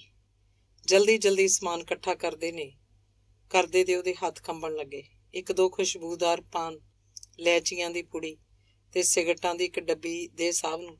ਰਿਕਸ਼ੇ ਵਾਲਾ ਸ਼ਿਵ ਦਾ ਭੇਤੀ ਸੀ। ਪਾਨ ਫਰੋਸ਼ ਦੀਆਂ ਅੱਖਾਂ 'ਚ ਅੱਖਾਂ ਪਾ ਕੇ ਮੁਸਕਰਾਉਂਦਿਆਂ ਉਹਨੇ ਸ਼ਿਵ ਦੀਆਂ ਲੋੜਾਂ ਦੱਸੀਆਂ। ਪੈਸਿਆਂ ਲਈ ਸ਼ਿਵ ਜੇਬ 'ਚ ਹੱਥ ਪਾਉਣ ਲੱਗਾ ਤਾਂ ਪਾਨ ਫਰੋਸ਼ ਹੱਥ ਬੰਨ੍ਹ ਕੇ ਖੜੋ ਗਿਆ। ਚੰਗਾ, ਅੱਜ ਤਾਂ ਖੜਾ ਰਹਿ, ਕੱਲ ਨੂੰ ਕੋਈ ਹੋਰ ਇੰਤਜ਼ਾਮ ਕਰ ਲਈ, ਨਹੀਂ ਮੈਥੋਂ ਬੁਰਾ ਕੋਈ ਨਹੀਂ। ਇੱਕ ਪਾਨ ਮੂੰਹ 'ਚ ਪਾ ਕੇ ਤੇ ਦੂਜਾ ਜੇਬ 'ਚ ਤੁੰਨ ਕੇ ਉਹ ਅੱਗੇ ਵਧਿਆ। ਮੁਰਗੀ ਚੋਰ। ਸ਼ਿਵ ਨੂੰ ਲੱਗਾ ਜਿਵੇਂ ਰਿਕਸ਼ੇ ਵਾਲਾ ਇਹ ਸ਼ਬਦ ਗੁਣਗੁਣਾ ਰਿਹਾ ਹੈ। 1-2 ਵਾਰ ਸ਼ਿਵ ਨੇ ਕੰਨ ਲਾ ਕੇ ਸੁਣਿਆ। ਇਹ ਉਹਦੇ ਮਨ ਦਾ ਭਰਮ ਸੀ। ਇਹ ਤਾਂ ਕੋਈ ਫਿਲਮੀ ਧੁਨ ਗਾ ਰਿਹਾ ਸੀ। ਹੋਰ ਕੌਣ ਸੀ ਫਿਰ ਜਿਹੜਾ ਸ਼ਿਵ ਦੀ ਇਸ ਖਿਝ ਨੂੰ ਜਾਣਦਾ ਸੀ? 25 ਸਾਲ ਪੁਰਾਣੀ ਗੱਲ ਹੈ। ਸਾਂਸੀਆਂ ਦੀਆਂ ਕੁੱਲੀਆਂ 'ਚ ਗਿਆ ਨੂੰ ਉਹਨਾਂ ਨੂੰ ਇੱਕ ਮੁਰਗੀ ਪਸੰਦ ਆ ਗਈ। ਮੁਰਗੀ ਦਾ ਉਂਝ ਤਾਂ ਸੌਦਾ ਨਾ ਬਣਿਆ। ਉਹਨਾਂ ਕਿਸੇ ਖਾਸ ਬੰਦੇ ਰਾਹੀਂ ਖਸਕਾ ਲਈ। ਸਾਂਸੀਆਂ ਨੂੰ ਪਤਾ ਨਹੀਂ ਕਿੱਥੋਂ ਪਤਾ ਲੱਗਾ। ਮੁਰਗੀ ਚੋਰ ਕਰਦੇ ਥਾਣੇ ਅੱਗੇ ਆ ਬੈਠੇ। ਉਸ ਦਿਨ ਤੋਂ ਅੱਜ ਤੱਕ ਲੋਕ ਉਹਨੂੰ ਮੁਰਗੀ ਚੋਰ ਆਖ ਕੇ ਚੜਾਉਂਦੇ ਆ। ਮੁਫਤ ਦੀਆਂ ਸਿਗਰਟਾਂ ਤੇ ਪਾਨ ਲੈ ਕੇ ਉਸ ਅੰਦਰਲਾ ਸ਼ਿਵ ਹੀ ਸ਼ਾਇਦ ਬਾਗੀ ਹੋ ਗਿਆ ਸੀ। ਆਪਣੇ ਅਤੀਤ ਤੋਂ ਖਹਿੜਾ ਛੁਡਾਉਣ ਲਈ ਸ਼ਿਵ ਆਲੇ ਦੁਆਲੇ ਦੀਆਂ ਇਮਾਰਤਾਂ ਤੇ ਲਟਕਦੇ ਬੋਰਡ ਤੇ ਨੇਮ ਪਲੇਟਾਂ ਪੜ੍ਹਨ ਲੱਗਾ। ਤੀਸਰੀ ਗਲੀ ਟੈਗੋਰ ਸਟਰੀਟ ਸੀ। ਗਲੀ ਦੀ ਸਾਰੀ ਆਬਾਦੀ ਮੋੜ ਤੇ ਆ ਖੜੋਤੀ ਸੀ। ਸਭ ਦੇ ਚਿਹਰਿਆਂ ਤੇ ਡਰ ਤੇ ਮਾਤਮ ਸੀ। ਪਹਿਲਾਂ ਪਹੁੰਚੇ ਸਿਪਾਹੀ ਨੇ ਕਾਫੀ ਕੰਮ ਨਿਬੇੜ ਲਿਆ ਸੀ। ਮੁਨਸ਼ੀ ਨੇ ਉਹਨਾਂ ਨੂੰ ਸਮਝਾ ਕੇ ਭੇਜਿਆ ਸੀ, ਜਾਂਦੇ ਟੋਪੀਏ ਦੁਆਲੇ ਰੇਤੇ ਦੀਆਂ ਬੋਰੀਆਂ ਲਗਵਾ ਦੇਣ। ਕੋਈ ਹੋਰ ਥਾਂ ਹੁੰਦਾ ਤਾਂ ਰੇਤਾ ਲੱਭਣਾ ਹੀ ਔਖਾ ਹੋ ਜਾਂਦਾ। ਇੱਥੇ ਲਾਲਾ ਜੀ ਦੇ ਉਪਾਸ਼ਕਾਂ ਵਿੱਚ ਲੱਭੂ ਰੇਤੇ ਬਜਰੀ ਵਾਲਾ ਹਾਜ਼ਰ ਸੀ। ਉਹਨੇ ਝੱਟ ਬਰੇਤੀ ਨਾਲ ਭਰੀਆਂ ਬੋਰੀਆਂ ਦਾ ਰੇੜਾ ਮੰਗਾ ਲਿਆ। ਸ਼ਿਵ ਦੇ ਪੁੱਜਣ ਤੱਕ ਸਿਪਾਹੀ ਵਿਹਲੇ ਹੋ ਚੁੱਕੇ ਸੀ। ਘਰਾਂ ਦੀਆਂ ਛੱਤਾਂ ਤੇ ਲੋਕ ਇਕੱਠੇ ਹੋਏ ਸੀ। ਬੁੱਢੇ ਤੇ ਕੀ ਬੱਚੇ, ਸਭ ਦੇ ਸਭ ਟੋਪੀਏ ਬਸਤੇ ਉਸ ਆਲੇ ਦੁਆਲੇ ਚਿਣ ਬੋਰੀਆਂ ਨੂੰ ਹੈਰਾਨੀ ਨਾਲ ਦੇਖ ਰਹੇ ਸੀ। ਆਉਂਦਿਆਂ ਹੀ ਸ਼ਿਵ ਨੂੰ ਲਿਮਕਾ ਭੇਟ ਕੀਤਾ ਗਿਆ। ਇੱਕ ਗੁਆਂਢੀ ਸ਼ਿਵ ਲਈ ਕੁਰਸੀ ਲੈ ਆਇਆ। ਨਹੀਂ ਵੀ ਨਹੀਂ, ਮੈਂ ਬੈਠਣ ਥੋੜਾ ਆਇਆ। ਜੇਬ ਚੋਂ ਦੂਸਰਾ ਪਾਨ ਕੱਢ ਕੇ ਮੂੰਹ 'ਚ ਪਾਉਂਦੇ ਸ਼ਿਵ ਨੇ ਗੁਆਂਢੀ ਦਾ ਧੰਨਵਾਦ ਕੀਤਾ। ਸ਼ਿਵ ਕੁਮਾਰ ਤੇ ਬੈਠਣਾ ਚਾਹੁੰਦਾ ਸੀ ਪਰ ਕੁਰਸੀ ਬਾਹਾਂ ਵਾਲੀ ਸੀ। ਸ਼ਿਵ ਨੂੰ ਪਤਾ ਸੀ ਉਹਦੀ ਦੇਹ ਕੁਰਸੀ 'ਚ ਫਸ ਨਹੀਂ ਸਕਦੀ। ਸ਼ਿਵ ਦੇ ਵਾਕਫਕਾਰਾਂ ਨੂੰ ਤਾਂ ਇਸ ਔਕੜ ਦਾ ਪਤਾ ਸੀ। ਉਹ ਸ਼ਿਵ ਨੂੰ ਬੈਠਣ ਲਈ ਜਾਂ ਸੋਫਾ ਭੇਟ ਕਰਦੇ ਜਾਂ ਬਿਨਾਂ ਬਾਹਾਂ ਵਾਲੀ ਕੁਰਸੀ। ਦੋਹਾਂ 'ਚੋਂ ਕੁਝ ਵੀ ਨਾ ਲੱਭਦਾ ਤਾਂ ਮੰਜਾ ਸਹੀ। ਹਾਸੇ ਦਾ ਪਾਤਰ ਬਣਨ ਨਾਲੋਂ ਤਾਂ ਖੜੇ ਰਹਿਣਾ ਹੀ ਚੰਗਾ ਸੀ। ਸੋ ਸ਼ਿਵ ਖੜਾ ਰਿਹਾ। ਆਪਣੇ ਮੋਟਾਪੇ ਤੇ ਸ਼ਿਵ ਨੂੰ ਅਕਸਰ ਹੈਰਾਨੀ ਹੁੰਦੀ ਸੀ। ਮੀਟ ਤੇ ਸ਼ਰਾਬ ਨੇ ਕਈ ਮਣ ਪੱਕੀ ਚਰਬੀ ਉਹਦੇ ਸਰੀਰ 'ਚ ਜਮ੍ਹਾਂ ਕਰਤੀ ਸੀ। ਕੋਈ ਉਹ ਵੀ ਦਿਨ ਸਨ ਜਦੋਂ ਸ਼ਿਵ ਪਤਲਾ ਪਤੰਗ ਵਰਗਾ ਹੁੰਦਾ ਸੀ। ਉਹਦੀ ਕਬੱਡੀ 50-50 ਕੋਹਾਂ 'ਚ ਮਸ਼ਹੂਰ ਸੀ। ਲੋੜ ਹੁੰਦੀ ਸੀ ਉੱਚੇ ਲੰਬੇ ਕੱਦ ਦੀ, ਚੌੜੇ ਜੁੱਸੇ ਦੀ, ਪਹਾੜ ਜਿੱਡੇ ਜਿਗਰੇ ਦੀ। ਤਿੰਨ ਖਿਡਾਰੀਆਂ ਨੂੰ ਮੋਢਿਆਂ ਤੇ ਚੁੱਕੀ ਫਿਰਦੇ ਸ਼ਿਵ ਨੂੰ ਦੇਖ ਕੇ ਹੀ ਡਿਪਟੀ ਖੁਸ਼ ਹੋਇਆ ਸੀ। ਕਬੱਡੀ ਵਿੱਚੇ ਰੋਕ ਕੇ ਹੀ ਉਹਨੇ ਸ਼ਿਵ ਨੂੰ ਪੁਲਿਸ 'ਚ ਭਰਤੀ ਕਰਨ ਦਾ ਐਲਾਨ ਕਰਤਾ ਸੀ। ਬਾਣੀਆਂ ਦਾ ਮੁੰਡਾ ਤੇ ਪੁਲਿਸ, ਘਰ ਦੇ ਕਈ ਦਿਨ ਸੋਚੀ ਪਏ ਰਹੇ। ਉਹਦੇ ਬਾਪ ਨੂੰ ਇੱਕ ਵੀ ਰਿਸ਼ਤੇਦਾਰ ਯਾਦ ਨਹੀਂ ਸੀ ਆ ਰਿਹਾ ਜਿਹੜਾ ਪੁਲਿਸ 'ਚ ਨੌਕਰ ਰਿਹਾ ਹੋਵੇ। ਬਾਣੀਆਂ ਬਾਹਮਣਾ ਦਾ ਪੁਲਿਸ 'ਚ ਕੀ ਕੰਮ? ਪੁਲਿਸ ਨੂੰ ਮਾਰ ਧਾੜ ਕਰਨੀ ਪੈਂਦੀ ਹੈ। ਉਹਨਾਂ ਦਾ ਮੁੰਡਾ ਤਾਂ ਗਊਆਂ ਭਿੜਦੀਆਂ ਵੇਖ ਕੇ ਡਰ ਜਾਂਦਾ। ਗੋਲੀ ਕਿੱਥੋਂ ਚਲਾਏਗਾ? ਕਿਸੇ ਨੇ ਸ਼ਿਵ ਨੂੰ ਕੁੜੀ ਨਹੀਂ ਦੇਣੀ। ਪੁਲਸੀਆਂ ਦਾ ਹੱਥ ਖੁੱਲ ਜਾਂਦਾ। ਘਰ 'ਚ ਡੰਡਾ ਫੇਰਨ ਲੱਗਾ ਫੇਰ ਕੀ ਬਣੂ? ਸਾਰਾ ਪਿੰਡ ਵਧਾਈਆਂ ਦੇ ਜਾਵੇ, ਉਹਦੇ ਬਾਈ ਨੂੰ ਸ਼ਰਮ ਆਵੇ। ਨੰਬਰਦਾਰਾਂ ਦੇ ਸਮਝਾਉਣ ਤੇ ਉਹਨੇ ਮਸਾਂ ਹਾਂ ਕੀਤੀ। ਜੱਟਾਂ ਦਾ ਮੁੰਡਾ ਪੁਲਿਸ 'ਚ ਭਰਤੀ ਹੋ ਜਾਏ ਤਾਂ ਰਿਸ਼ਤੇਦਾਰ ਮਹੀਨਾ ਜਸ਼ਨ ਮਨਾਉਂਦੇ ਆ। ਦੂਰੋਂ ਰਿਸ਼ਤੇਦਾਰ ਵਧਾਈਆਂ ਦੇਣ ਆਉਂਦੇ ਆ। ਇੱਕ ਰਿਸ਼ਤੇਦਾਰ ਵੀ ਪੁਲਿਸ 'ਚ ਹੋਵੇ ਤਾਂ ਕਈ ਖਾਨਦਾਨਾਂ ਦੇ ਮਸਲੇ ਹੱਲ ਹੋ ਜਾਂਦੇ ਆ। ਡਰਦੇ ਸ਼ਰੀਕ ਕੋਠੜੀ 'ਚ ਮੂੰਹ ਦੇਣ ਲਈ ਮਜਬੂਰ ਹੋ ਜਾਂਦੇ ਆ। ਇਹ ਫਾਇਦਾ ਉਹਦੇ ਬਾਪ ਨੂੰ ਵੀ ਹੋਇਆ। ਪਹਿਲਾਂ ਹਰ ਕਿਸੇ ਲਈ ਉਹ ਕਰਾੜ ਸੀ। ਧੀਆਂ ਭੈਣਾਂ ਦਾ ਬਾਹਰ ਨਿਕਲਣਾ ਔਖਾ ਸੀ। ਐਰ ਗੈਰ ਖੰਗੂਰਾ ਮਾਰ ਜਾਂਦਾ। ਉਹਨੇ ਵਰਦੀ ਪਾ ਕੇ ਜਦੋਂ ਪਹਿਲਾ ਗੇੜਾ ਪਿੰਡ 'ਚ ਦਿੱਤਾ ਤਾਂ ਮੁੰਦਰ ਵਰਗੇ ਬਦਮਾਸ਼ ਵੀ ਉਹਦੇ ਬਾਈ ਨੂੰ ਲਾਲਾ ਜੀ ਆਖਣ ਲੱਗੇ। ਸਾਰਾ ਉਧਾਰ ਨਿਕਲ ਆਇਆ। ਜਿਹੜੀਆਂ ਅਸਾਮੀਆਂ ਮਰੀਆਂ ਸਮਝ ਕੇ ਬਾਈ ਨੇ ਨਾਵੇਂ ਤੋਂ ਕਾਟਾ ਮਾਰ ਦਿੱਤਾ ਸੀ, ਉਹ ਵੀ ਸਣੇ ਵਿਆਜ ਖਰੀਆਂ ਹੋ ਗਈਆਂ। ਉਗਰਾਹੀ ਲੈਣ ਗਏ ਨੂੰ ਲੋਕ ਅੱਖਾਂ ਕੱਢਣੋਂ ਹਟ ਗਏ। ਨਾਲ ਦੇ ਦੁਕਾਨਦਾਰ ਵੀ ਸੁਸਰੀ ਵਾਂਗ ਸੌਂ ਗਏ। ਪਹਿਲਾਂ ਗਾਹਕ ਖਰਾਬ ਕਰਦੇ ਰਹਿੰਦੇ, ਸਾਰਾ ਮਾਹੌਲ ਹੀ ਬਦਲ ਗਿਆ। ਬਾਈ ਨੇ ਚੰਗੇ ਪੈਸੇ ਕਮਾਏ। ਪਿੰਡ 'ਚ ਉਹਨਾਂ ਦੇ ਅਜਿਹੇ ਪੈਰ ਜੰਮੇ ਕਿ ਅੱਜ ਉਹਦੇ ਭਰਾ ਲੱਖਾਂ ਦੇ ਮਾਲਕ ਬਣੇ ਬੈਠੇ ਨੇ। 4 ਪੈਸੇ ਜੁੜੇ ਤਾਂ ਸ਼ਹਿਰ ਆ ਕੇ ਕੱਪੜੇ ਦੀ ਦੁਕਾਨ ਖੋਲ ਲਈ। ਕੱਪੜੇ ਦਾ ਕੰਮ ਚੱਲਿਆ ਤਾਂ ਕਪਾਹ ਦਾ ਕਾਰਖਾਨਾ ਜੜ ਦਿੱਤਾ। ਉਹਦੇ ਭਰਾ ਅਮੀਰ ਹੋ ਗਏ ਤਾਂ ਕੀ ਹੈ, ਘਾਟਾ ਉਹਨੂੰ ਵੀ ਕਿਸੇ ਚੀਜ਼ ਦਾ ਨਹੀਂ। ਸਭ ਤੋਂ ਵੱਧ ਫਿਕਰ ਔਲਾਦ ਦਾ ਹੁੰਦਾ, ਖਾਸ ਕਰ ਪੁਲਿਸ ਵਾਲਿਆਂ ਨੂੰ। ਬੱਚੇ ਜਿਹੜੇ ਮਰਜ਼ੀ ਖੂਹ ਪੁੱਟਦੇ ਰਹਿਣ, ਕੋਈ ਨਹੀਂ ਟੋਕਦਾ। ਸਕੂਲ 'ਚ ਥਾਣੇਦਾਰ ਤੋਂ ਡਰਦਾ ਮਾਸਟਰ ਨਹੀਂ ਝਿੜਕਦਾ। ਗਲੀ ਗੁਆਂਢ ਦੇ ਕਿਸੇ ਜਵਾਕ ਨੂੰ ਕੁੱਟ ਦੇਣ, ਡਰਦਾ ਕੋਈ ਉਲਾਂਭਾ ਨਹੀਂ ਦਿੰਦਾ। ਸਿਨੇਮੇ 'ਚ ਜਾਣ ਜਾਂ ਹੋਟਲ 'ਚ ਕੋਈ ਪੈਸੇ ਨਹੀਂ ਮੰਗਦਾ। ਪੁਲਸੀਆਂ ਦੇ ਬੱਚੇ ਵਿਗੜਨ ਦੀਆਂ ਸ਼ਿਵ ਸਾਹਮਣੇ ਹਜ਼ਾਰਾਂ ਉਦਾਹਰਨਾਂ ਸੀ। ਜਿੰਨੇ ਸੰਤਾ ਸਿੰਘ ਨੇ ਪੈਸੇ ਕਮਾਏ ਸਨ, ਸ਼ਾਇਦ ਹੀ ਕਿਸੇ ਨੇ ਕਮਾਏ ਹੋਣ। ਮਹੀਨੇ ਪਿੱਛੋਂ ਪਿੰਡ ਜਾਂਦਾ, ਬਰੀਫ ਕੇਸ ਨੋਟਾਂ ਦਾ ਭਰ ਕੇ ਲਿਜਾਂਦਾ। ਸੈਂਕੜੇ ਦੁਕਾਨਾਂ ਬਣਾ ਰੱਖੀਆਂ ਨੇ, ਕਈ ਫਾਰਮ, ਲੱਖਾਂ ਰੁਪਈਏ ਕਿਰਾਏ ਦਾ ਆਉਂਦਾ ਹੋਊ। ਧੀਆਂ ਪੁੱਤਰ ਸਭ ਲੰਡਰ। ਵੱਡਾ ਦਿਨ ਚੜ੍ਹਦਿਆਂ ਹੀ ਪੀਣੀ ਸ਼ੁਰੂ ਕਰ ਦਿੰਦਾ ਹੈ। ਛੋਟਾ ਜੂਏਬਾਜ਼ ਦੂਜੇ ਦਿਨ ਮਾਂ ਨਾਲ ਰੁੱਸ ਕੇ ਘਰੋਂ ਨਿਕਲ ਜਾਂਦਾ। ਸੰਤਾ ਸਿੰਘ ਮਿੰਨਤਾਂ ਕਰ ਲਿਆਉਂਦਾ ਹੈ। ਭਾਨ ਸਿੰਘ ਨੇ ਵੀ ਕਮਾਈ ਕਰਨ ਦੀ ਕਸਰ ਨਹੀਂ ਛੱਡੀ, ਪਰ ਬਾਪ ਵਾਂਗ ਔਲਾਦ ਵੀ ਜਨਾਨੀਬਾਜ਼ ਦੀ ਸ਼ੌਕੀਨ ਹੈ। 20 ਵਾਰ ਪੁਲਿਸ ਨੇ ਕੁੱਟਿਆ। ਕੋਈ ਮੁੰਡਾ ਮਾਸਟਰਨੀ ਨੂੰ ਘਰ ਖਵਾਈ ਜਾਂਦਾ ਹੈ, ਕੋਈ ਨਰਸ ਨੂੰ। ਕੁੜੀਆਂ ਉਹਨਾਂ ਤੋਂ ਵੀ 2 ਚੰਦੇ ਵੱਧ ਆ। ਇਹ ਕਿਸੇ ਮਾਸਟਰ ਨਾਲ ਨਿਕਲ ਗਈ। ਸ਼ਿਵ ਦੇ 3 ਬੱਚੇ ਲਾਇਕ ਹਨ। ਇੱਕ ਡਾਕਟਰ ਬਣ ਗਿਆ, ਦੂਜਾ ਓਵਰਸੀਅਰ, ਕੁੜੀ ਪ੍ਰੋਫੈਸਰ ਬਣ ਗਈ। ਸੇਲ ਟੈਕਸ ਇੰਸਪੈਕਟਰ ਨਾਲ ਵਿਆਹੀ ਗਈ, ਕਾਰ ਲੈ ਲਈ। ਹੋਰ ਸ਼ਿਵ ਨੂੰ ਕੀ ਚਾਹੀਦਾ? ਮੀਆਂ ਬੀਵੀ ਰਹਿ ਗਏ, ਤਨਖਾਹ ਹੀ ਕਾਫੀ ਹੈ। ਨਾ ਕਰਦਿਆਂ ਵੀ 2-3 ਹਜ਼ਾਰ ਹੋਰ ਬਣ ਜਾਂਦਾ ਹੈ। ਸਿਆਣੇ ਸਿਪਾਹੀ ਨੇ ਇੱਕ ਗੁਆਂਢੀ ਨੂੰ ਇਸ਼ਾਰਾ ਕੀਤਾ। ਉਹ ਸ਼ਿਵ ਦੇ ਬੈਠਣ ਲਈ ਮੰਜਾ ਚੁੱਕ ਲਿਆਇਆ, ਨਾਲੇ 2 ਚਿੱਟੇ ਸਿਰਹਾਣੇ। ਸ਼ਿਵ ਨੂੰ ਮੰਜੇ ਤੇ ਕਿਹੜਾ ਆਰਾਮ ਮਿਲ ਰਿਹਾ ਸੀ। ਕਦੇ ਉਹ ਸਾਰਾ ਬੋਝ ਖੱਬੇ ਪਾਸੇ ਸੁੱਟਦਾ, ਕਦੇ ਸੱਜੇ। ਸ਼ਿਵ ਪਾਣੀ ਦਾ ਜੱਗ ਪੀ ਚੁੱਕਾ ਸੀ। ਪਿਆਸ ਸਗੋਂ ਵੱਧਦੀ ਜਾ ਰਹੀ ਸੀ। ਖੱਟੇ ਡਕਾਰ ਵੀ ਵੱਧ ਗਏ। ਬਿੰਦੇ ਚੱਟੇ ਮਸਾਲੇਦਾਰ ਤਰੀ ਢਿੱਡ ਚੋਂ ਨਿਕਲ ਕੇ ਜੀਭ ਤੇ ਆ ਜਾਂਦੀ। ਕੋਈ ਹੋਰ ਥਾਂ ਹੁੰਦਾ, ਵਧੀਆ ਸੁੱਟ ਕੇ ਟੁੱਟੇ ਨਸ਼ੇ ਦਾ ਇਲਾਜ ਕਰਦਾ। ਇੱਥੇ ਕੁਝ ਵੀ ਸੰਭਵ ਨਹੀਂ ਸੀ। ਬੰਬ ਡਿਸਪੋਜ਼ਲ ਦਸਤੇ ਦਾ ਕੀ ਪਤਾ ਕਦੋਂ ਆਵੇ। ਉਹਦੀ ਉਡੀਕ 'ਚ ਸ਼ਿਵ ਆਪਣੇ ਆਪ ਨੂੰ ਫਾਹੇ ਟੰਗ ਕੇ ਨਹੀਂ ਰੱਖ ਸਕਦਾ। ਮਾਹੌਲ ਤਣਾਅਪੂਰਨ ਸੀ। ਯੁਵਾ ਸੰਘ ਵਾਲੇ ਸੰਤਰੀ ਤੇ ਮੁਨਸ਼ੀ ਨੂੰ ਬਾਰ-ਬਾਰ ਗਾਲਾਂ ਕੱਢ ਰਹੇ ਸੀ। ਸਮੇਂ ਕਾਰਵਾਈ ਹੋਈ ਹੁੰਦੀ ਤਾਂ ਇਹ ਝੰਜਟ ਨਾ ਪੈਂਦਾ। ਵਰਕਰ ਡਾਂਗਾ ਚੁੱਕੇ ਫਿਰਦੇ ਸਨ। ਸ਼ਿਵ ਨੇ ਹਿੰਦੂ ਭਰਾ ਹੋਣ ਦਾ ਵਾਸਤਾ ਪਾ ਕੇ ਜਾਨ ਛੁਡਾਈ। ਤੁਸੀਂ ਜ਼ਰਾ ਦੇਖੋ ਤਾਂ ਸਹੀ ਕਿ ਕੀ ਬੋਰੀਆਂ ਠੀਕ ਤਰ੍ਹਾਂ ਹੀ ਲੱਗੀਆਂ ਨੇ? ਮੰਜੇ ਤੇ ਲਿਟੇ ਸ਼ਿਵ ਨੂੰ ਦੇਖ ਕੇ ਰਾਮ ਸਰੂਪ ਖਿਝ ਗਿਆ ਸੀ। ਉਹਨੇ ਸ਼ਿਵ ਨੂੰ ਕੰਮ ਲਾਉਣਾ ਚਾਹਿਆ। ਹਾਂ ਚਲੋ। ਸ਼ਿਵ ਨੂੰ ਵੀ ਗਲਤੀ ਦਾ ਅਹਿਸਾਸ ਹੋਇਆ। ਉਹਦਾ ਫਰਜ਼ ਬਣਦਾ ਸੀ ਆਉਂਦਾ ਹੀ ਮੌਕੇ ਦੀ ਪੜਤਾਲ ਕਰਦਾ, ਬਸਤੇ ਟੋਪੀਏ ਦਾ ਜਾਇਜ਼ਾ ਲੈਂਦਾ। ਉਹ ਆਉਂਦਾ ਹੀ ਮੰਜਾ ਮੱਲ ਕੇ ਬੈਠ ਗਿਆ। ਪੂਰਾ ਜ਼ੋਰ ਲਾ ਕੇ ਵੀ ਮਿਣਿਆ ਜਾਏ ਤਾਂ ਵੀ ਟੋਪੀਏ ਦਾ ਵਿਆਸ ਗਿੱਠ ਤੋਂ ਵੱਧ ਨਹੀਂ ਸੀ। ਛੋਟੇ ਜਿਹੇ ਬੈਗ ਹੇਠਾਂ ਪੂਰੀ ਤਰ੍ਹਾਂ ਛੁਪਿਆ ਹੋਇਆ ਸੀ। ਟੋਪੀਏ ਦੇ ਇੱਕ ਪਾਸਿਓਂ ਨਿੱਕਰ ਦੀ ਗੈਲਿਸ ਜੀ ਬਾਹਰ ਨਿਕਲੀ ਸੀ। ਗੈਲਿਸ ਹੈ ਤਾਂ ਨਿੱਕਰ ਤਾਂ ਹੋਏਗੀ, ਸ਼ਰਟ ਵੀ ਹੋ ਸਕਦੀ। ਬਸਤਾ ਤੇ ਕੱਪੜਾ ਭੇਜਣ ਦਾ ਮਤਲਬ ਹੈ ਬੰਟੀ ਦੀ ਹਿਰਾਸਤ ਦਾ ਸਬੂਤ ਦੇਣਾ। ਬੰਬ ਦਾ ਕੋਈ ਮਤਲਬ ਨਹੀਂ। ਲਾਸ਼ ਵੀ ਨਹੀਂ ਹੋ ਸਕਦੀ। ਹੁੰਦੀ ਤਾਂ ਖੂਨ ਸਿਮ ਪੈਂਦਾ, ਕੀੜੇ ਲੱਗ ਜਾਂਦੇ, ਮੱਖੀਆਂ ਭਿਣਕਣ ਲੱਗਦੀਆਂ। ਸ਼ਿਵ ਨੂੰ ਆਪਣੀ ਅਕਲ ਤੇ ਪਰਦਾ ਪਿਆ ਲੱਗਾ। ਮੁਨਸ਼ੀ ਨੇ ਵੀ ਸਿਆਣਪ ਤੋਂ ਕੰਮ ਨਹੀਂ ਸੀ ਲਿਆ। ਬਿਨਾਂ ਪੜਤਾਲ ਹੀ ਕੀਤੇ ਬੰਬ ਸਕਾਡ ਨੂੰ ਬੁਲਾ ਲਿਆ। ਸ਼ਿਵ ਨੇ ਵੀ ਉਹ ਗਲਤੀ ਦੁਹਰਾਈ। ਘੰਟਾ ਸ਼ਿਵ ਨੇ ਗੱਲਾਂ 'ਚ ਲੰਘਾਤਾ। ਟੋਪੀ ਹੇਠਾਂ ਕੁਝ ਨਹੀਂ ਸੀ, ਵੱਧੋ ਵੱਧ ਕੋਈ ਧਮਕੀ ਪੱਤਰ ਹੋਏਗਾ। ਸ਼ਿਵ ਨੇ ਇੱਕ ਵੱਡਾ ਬਾਂਸ ਮੰਗਵਾਇਆ, ਇੱਕ ਸਿਰੇ ਤੇ ਮੇਕ ਗੱਡ ਕੇ ਕੋਠੇ ਤੇ ਜਾ ਚੜਿਆ। ਪੂਰੀ ਸਾਵਧਾਨੀ ਨਾਲ ਮੇਕ ਬੈਗ ਦੀ ਕਲਿੱਪ ਚੜਾਈ ਤੇ ਬਸਤਾ ਉੱਪਰ ਖਿੱਚ ਲਿਆ। ਧੜਕਦੇ ਦਿਲ ਨਾਲ ਇੱਕ ਵਾਰ ਫੇਰ ਬਾਂਸ ਹੇਠਾਂ ਕੀਤਾ। ਇਸ ਵਾਰ ਮੇਕ ਗੈਲਿਸ ਚੜਾਈ। ਗੈਲਿਸ ਥੋੜੀ ਜਿਹੀ ਉੱਪਰ ਉੱਠਦੀਆਂ ਟੋਪੀਆ ਮੁੱਧਾ ਹੋ ਗਿਆ। ਨਿੱਕਰ ਸ਼ਿਵ ਨੇ ਉੱਪਰ ਖਿੱਚ ਲਈ। ਸ਼ਰਟ ਇੱਕ ਪਾਸੇ ਜਾ ਗਿਰੀ। ਆਪਣੀ ਸਫਲਤਾ ਤੇ ਫੁੱਲ ਕੇ ਕੁੱਪਾ ਹੋਏ ਸ਼ਿਵ ਨੇ ਜੇਤੂ ਨਜ਼ਰਾਂ ਨਾਲ ਸੰਘ ਦੇ ਵਰਕਰਾਂ ਵੱਲ ਤੱਕਿਆ। ਸਭ ਦੀਆਂ ਅੱਖਾਂ 'ਚ ਖੁਸ਼ੀ ਦੀ ਚਮਕ ਸੀ।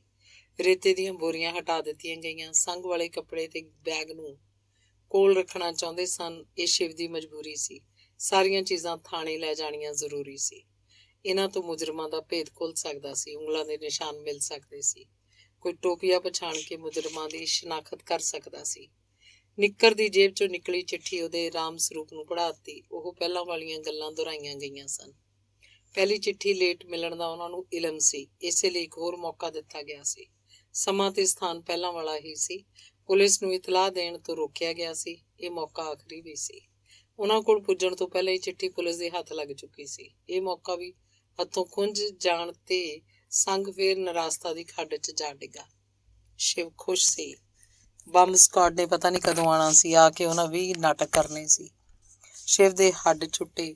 ਹੁਣ ਉਹ ਕੁਆਟਰ 'ਚ ਜਾ ਕੇ ਮੌਜ ਨਾਲ ਅਧੀਆ ਅੰਦਰ ਸੁੱਟੇਗਾ ਤੇ ਬਦਹਜ਼ਮੀ ਦਾ ਇਲਾਜ ਕਰੇ। ਅੰਗ 5ਵਾਂ। ਆਖਿਰ ਉਹ ਮੌਕਾ ਆ ਹੀ ਗਿਆ, ਜਿਹਦੀ ਸਿਟੀ ਇੰਚਾਰਜ ਮਨਬੀਰ ਸਿੰਘ ਭੁੱਲਰ ਨੂੰ ਕਾਫੀ ਅਰਸੇ ਤੋਂ ਉਡੀਕ ਸੀ। ਜਦੋਂ ਦਾ ਉਹਦੇ ਬੈਚ ਦਾ ਸਭ ਤੋਂ ਘਟੀਆ ਥਾਣੇਦਾਰ ਡਿਪਟੀ ਬਣਿਆ ਸੀ, ਉਦੋਂ ਦਾ ਉਹ ਦਹਿਸ਼ਤਗਰਦਾਂ ਨਾਲ ਟੱਕਰਨ ਲਈ ਤਰਲੋ ਮੱਛੀ ਹੋ ਰਿਹਾ ਸੀ। ਇੱਕ ਦੋ ਵਾਰ ਉਹਨੇ ਅਫਸਰਾਂ ਕੋਲ ਬੇਨਤੀ ਵੀ ਕੀਤੀ ਸੀ, ਉਹਨੂੰ ਕਿਸੇ ਸਰਹੱਦੀ ਜ਼ਿਲ੍ਹੇ 'ਚ ਭੇਜਿਆ ਜਾਵੇ। ਮੁੱਖ ਮੰਤਰੀ ਮਨਬੀਰ ਨੂੰ ਇੱਥੋਂ ਤਬਦੀਲ ਕਰਨ ਲਈ ਤਿਆਰ ਨਹੀਂ ਸੀ। ਉਹ ਭੁੱਲਰ ਤੇ ਪੁੱਤਰਾਂ ਜਿੰਨਾ ਵਿਸ਼ਵਾਸ ਕਰਦਾ ਸੀ। ਚੰਗਾ ਮਾੜਾ ਕੋਈ ਵੀ ਕੰਮ ਹੋਵੇ, ਮੁੱਖ ਮੰਤਰੀ ਸਿੱਧਾ ਹੀ ਮਨਬੀਰ ਨੂੰ ਆਖ ਦਿੰਦਾ ਸੀ। ਕਿਸੇ ਉੱਚ ਅਧਿਕਾਰੀ ਕੋਲ ਪਰਦਾ ਚੁੱਕਣ ਦੀ ਲੋੜ ਨਹੀਂ ਸੀ ਪੈਂਦੀ। ਮਨਬੀਰ ਤਰੱਕੀ ਲਈ ਹੀ ਅੱਗ ਦੇ ਮੂੰਹ 'ਚ ਜਾਣਾ ਚਾਹੁੰਦਾ ਸੀ।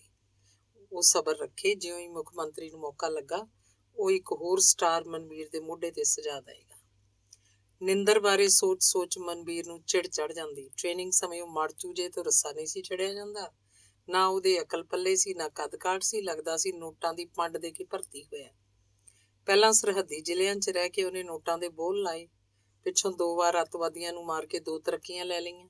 ਮੌਜ ਨਾਲ ਡਿਪਟੀ ਬਣਿਆ ਬੈਠਾ ਹੈ। ਪਿਛਲੀ ਵਾਰ ਜਦੋਂ ਮਨਬੀਰ ਨੂੰ ਮਿਲਿਆ ਤਾਂ ਪਛਾਣ 'ਚ ਹੀ ਨਾ ਆਵੇ।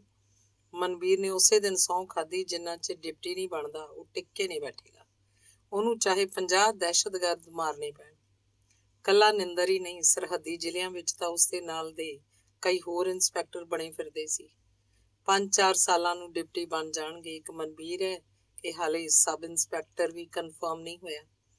ਜੇ ਇਸ ਜ਼ਿਲ੍ਹੇ 'ਚ ਬੈਠਾ ਰਿਹਾ ਤਾਂ ਡਿਪਟੀ ਤੱਕ ਹੀ ਇੰਸਪੈਕਟਰ ਵੀ ਨਹੀਂ ਬਣ ਹੋਣਾ।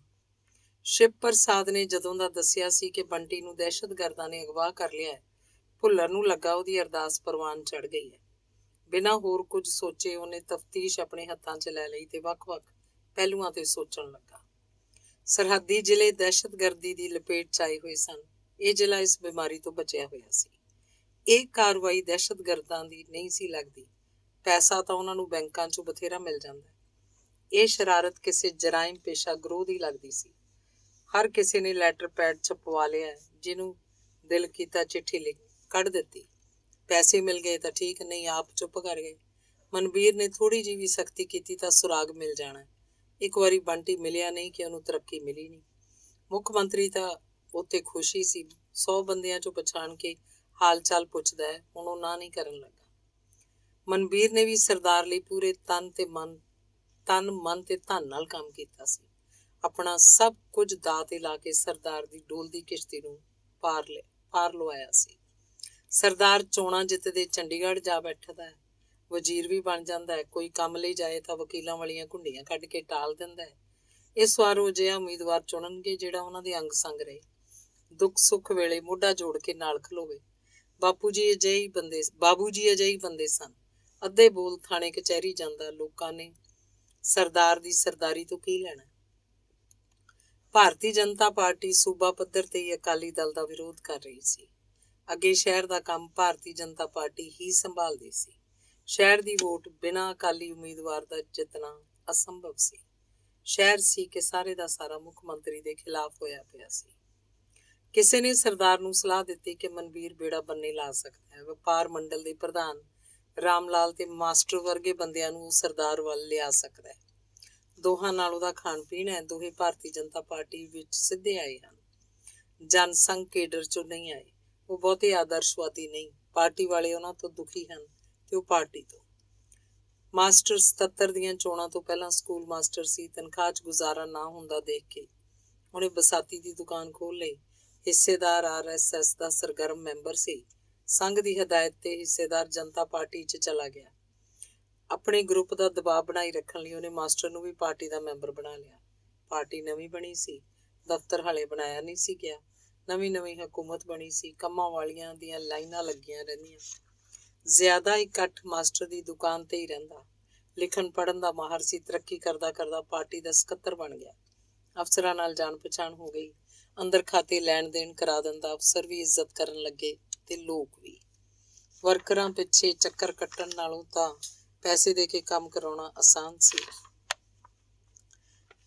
ਇਹੋ ਹਾਲ ਪ੍ਰਧਾਨ ਦਾ ਸੀ। ਉਹ ਬਚਪਨ ਤੋਂ ਹੀ ਖੱਦਰ ਪਾਉਂਦਾ। ਸ਼ਹਿਰ 'ਚ ਕਾਂਗਰਸੀਆਂ ਦੀ ਗਿਣਤੀ ਸੈਂਕੜਿਆਂ 'ਚ ਸੀ। ਪੁਰਾਣੇ ਘੁਲਾਟੀਏ ਦੀ ਹਾਜ਼ਰੀ 'ਚ ਉਹਦੀ ਕੋਈ ਪੁੱਛ ਨਾ ਪਈ। ਉਹ ਵੀ ਪੂਰਾ ਢੀਠ ਸੀ। ਕੋਈ ਸੱਦੇ ਜਾਂ ਨਾ, ਜਿੱਥੇ ਵੀ ਕਿਸੇ ਵਜ਼ੀਰ ਨੇ ਆਉਣਾ ਹੁੰਦਾ ਆਪ ਹੀ ਸਟੇਜ ਤੇ ਜਾ ਬੈਠਦਾ। ਕਾਂਗਰਸ ਦੋਫਾੜ ਹੋਈ ਤਾਂ ਉਹਦਾ ਦਾਅ ਲੱਗ ਗਿਆ। ਇੱਕ ਗਰੁੱਪ ਦਾ ਖਜ਼ਾਨਚੀ ਬਣ ਗਿਆ। ਐਮਰਜੈਂਸੀ ਲੱਗੀ ਤਾਂ ਰੱਜ ਕੇ ਪੈਸੇ ਕਮਾਏ। ਕਾਰ ਖਰੀਦ ਲਈ। ਖਾਦ ਦੀਆਂ 2 ਤੇ ਟਰੈਕਟਰ ਦੀ ਇੱਕ ਏਜੰਸੀ ਲੈ ਲਈ। ਪੈਸੇ ਦੇ ਸਿਰ ਤੇ ਬੱਲੇ ਬੱਲੇ ਹੋਣ ਲੱਗੀ। ਕਾਂਗਰਸ ਦਾ ਸਫਾਇਆ ਹੋਇਆ ਤਾਂ ਖੱਦਰ ਲਾ ਕੇ ਮਾਰਿਆ। ਬ੍ਰਿਸ਼ਭਾਨ ਰਾਹੀਂ ਜਨਤਾ ਪਾਰਟੀ 'ਚ ਚਲਾ ਗਿਆ। ਪਾਰਟੀ 'ਚ ਜੰਮ ਤਾਂ ਨਾ ਸਕਿਆ ਪਰ ਦਬੜੂ ਘੁਸੜੂ ਕਰਦਾ ਹੀ ਰਿਹਾ। ਜਨਤਾ ਪਾਰਟੀ ਦੋਫਾੜ ਹੋਈ ਤਾਂ ਭਾਰਤੀ ਜਨਤਾ ਪਾਰਟੀ 'ਚ ਟਿਕ ਗਿਆ। ਉਹ ਕਾਂਗਰਸੀਆਂ ਵੱਲੋਂ ਘਰ ਵਾਪਸੀ ਦੇ ਸੱਦੇ ਦੀ ਉਡੀਕ ਸੀ। ਕਾਂਗਰਸੀਆਂ ਨੂੰ ਪਹਿਲਾਂ ਹੀ ਕੁਰਸੀਆਂ ਦੀ ਘਾਟ ਮਹਿਸੂਸ ਹੋ ਰਹੀ ਸੀ। ਦਲ ਬਦਲੂ ਤੋਂ ਉਹਨਾਂ ਨੇ ਕੀ ਲੈਣਾ ਸੀ। 1-2 ਵਾਰ ਆਪਣੇ ਬੰਦੇ ਪ੍ਰਧਾਨ ਨੇ ਘੱਲੇ ਵੀ ਪਰ ਦਾਲ ਨਾ ਗਲੀ। ਦੜ ਵੱਟੀ ਬੈਠੇ ਰਹੇ। ਉਹਦੀ ਚੰਗੀ ਕਿਸਮਤ ਭਾਰਤੀ ਜਨਤਾ ਪਾਰਟੀ ਦੇ ਪ੍ਰਧਾਨ ਦੀ ਐਕਸੀਡੈਂਟ ਕਾਰਨ ਮੌਤ ਹੋ ਗਈ। ਪਾਰਟੀ 'ਚ ਪ੍ਰਧਾਨ ਨੂੰ ਗੁੱਠੇ ਲਾਉਣ ਵਾਲਾ ਉਹ ਸੀ। ਉਹ ਪੁਰਾਣਾ ਘੁਲਾਟੀਆ ਸੀ। ਕੇਂਦਰ ਤੱਕ ਪਹੁੰਚ ਸੀ। ਬਾਕੀ ਮੁੰਡੇ ਖੁੰਡੇ ਸੀ। ਦਾਰੂ ਸਿੱਕਾ ਪੀ ਲੈਂਦੇ ਸੀ। ਪੁਰਾਣਾ ਬੰਦਾ ਤਾਂ ਕੋਈ ਪਹਿਲੇ ਪ੍ਰਧਾਨ ਨੇ ਪਾਰਟੀ ਵਿੱਚ ਟਿਕਣ ਹੀ ਨਹੀਂ ਦਿੱਤਾ। ਜਿਹਨੇ ਪ੍ਰਧਾਨ ਦੀ ਬਰਾਬਰੀ ਕਰਨੀ ਚਾਹੀ ਉਹ ਤਾਂ ਪੱਤਾ ਕਟਾ ਦਿੱਤਾ। ਉਹ ਮਰਿਆ ਤਾਂ ਸਭ ਦੀਆਂ ਅੱਖਾਂ ਪ੍ਰਧਾਨਗੀ ਤੇ ਲੱਗ ਗਈਆਂ। ਪ੍ਰਧਾਨ ਚਾਹੇ ਜੇਲ੍ਹ ਨਹੀਂ ਗਿਆ ਪਰ ਕੰਮ ਕਰਾਉਣ 'ਚ ਮਾਹਰ ਸੀ। ਅਫਸਰ ਉਹਦੀ ਮੰਨਦੇ ਸੀ।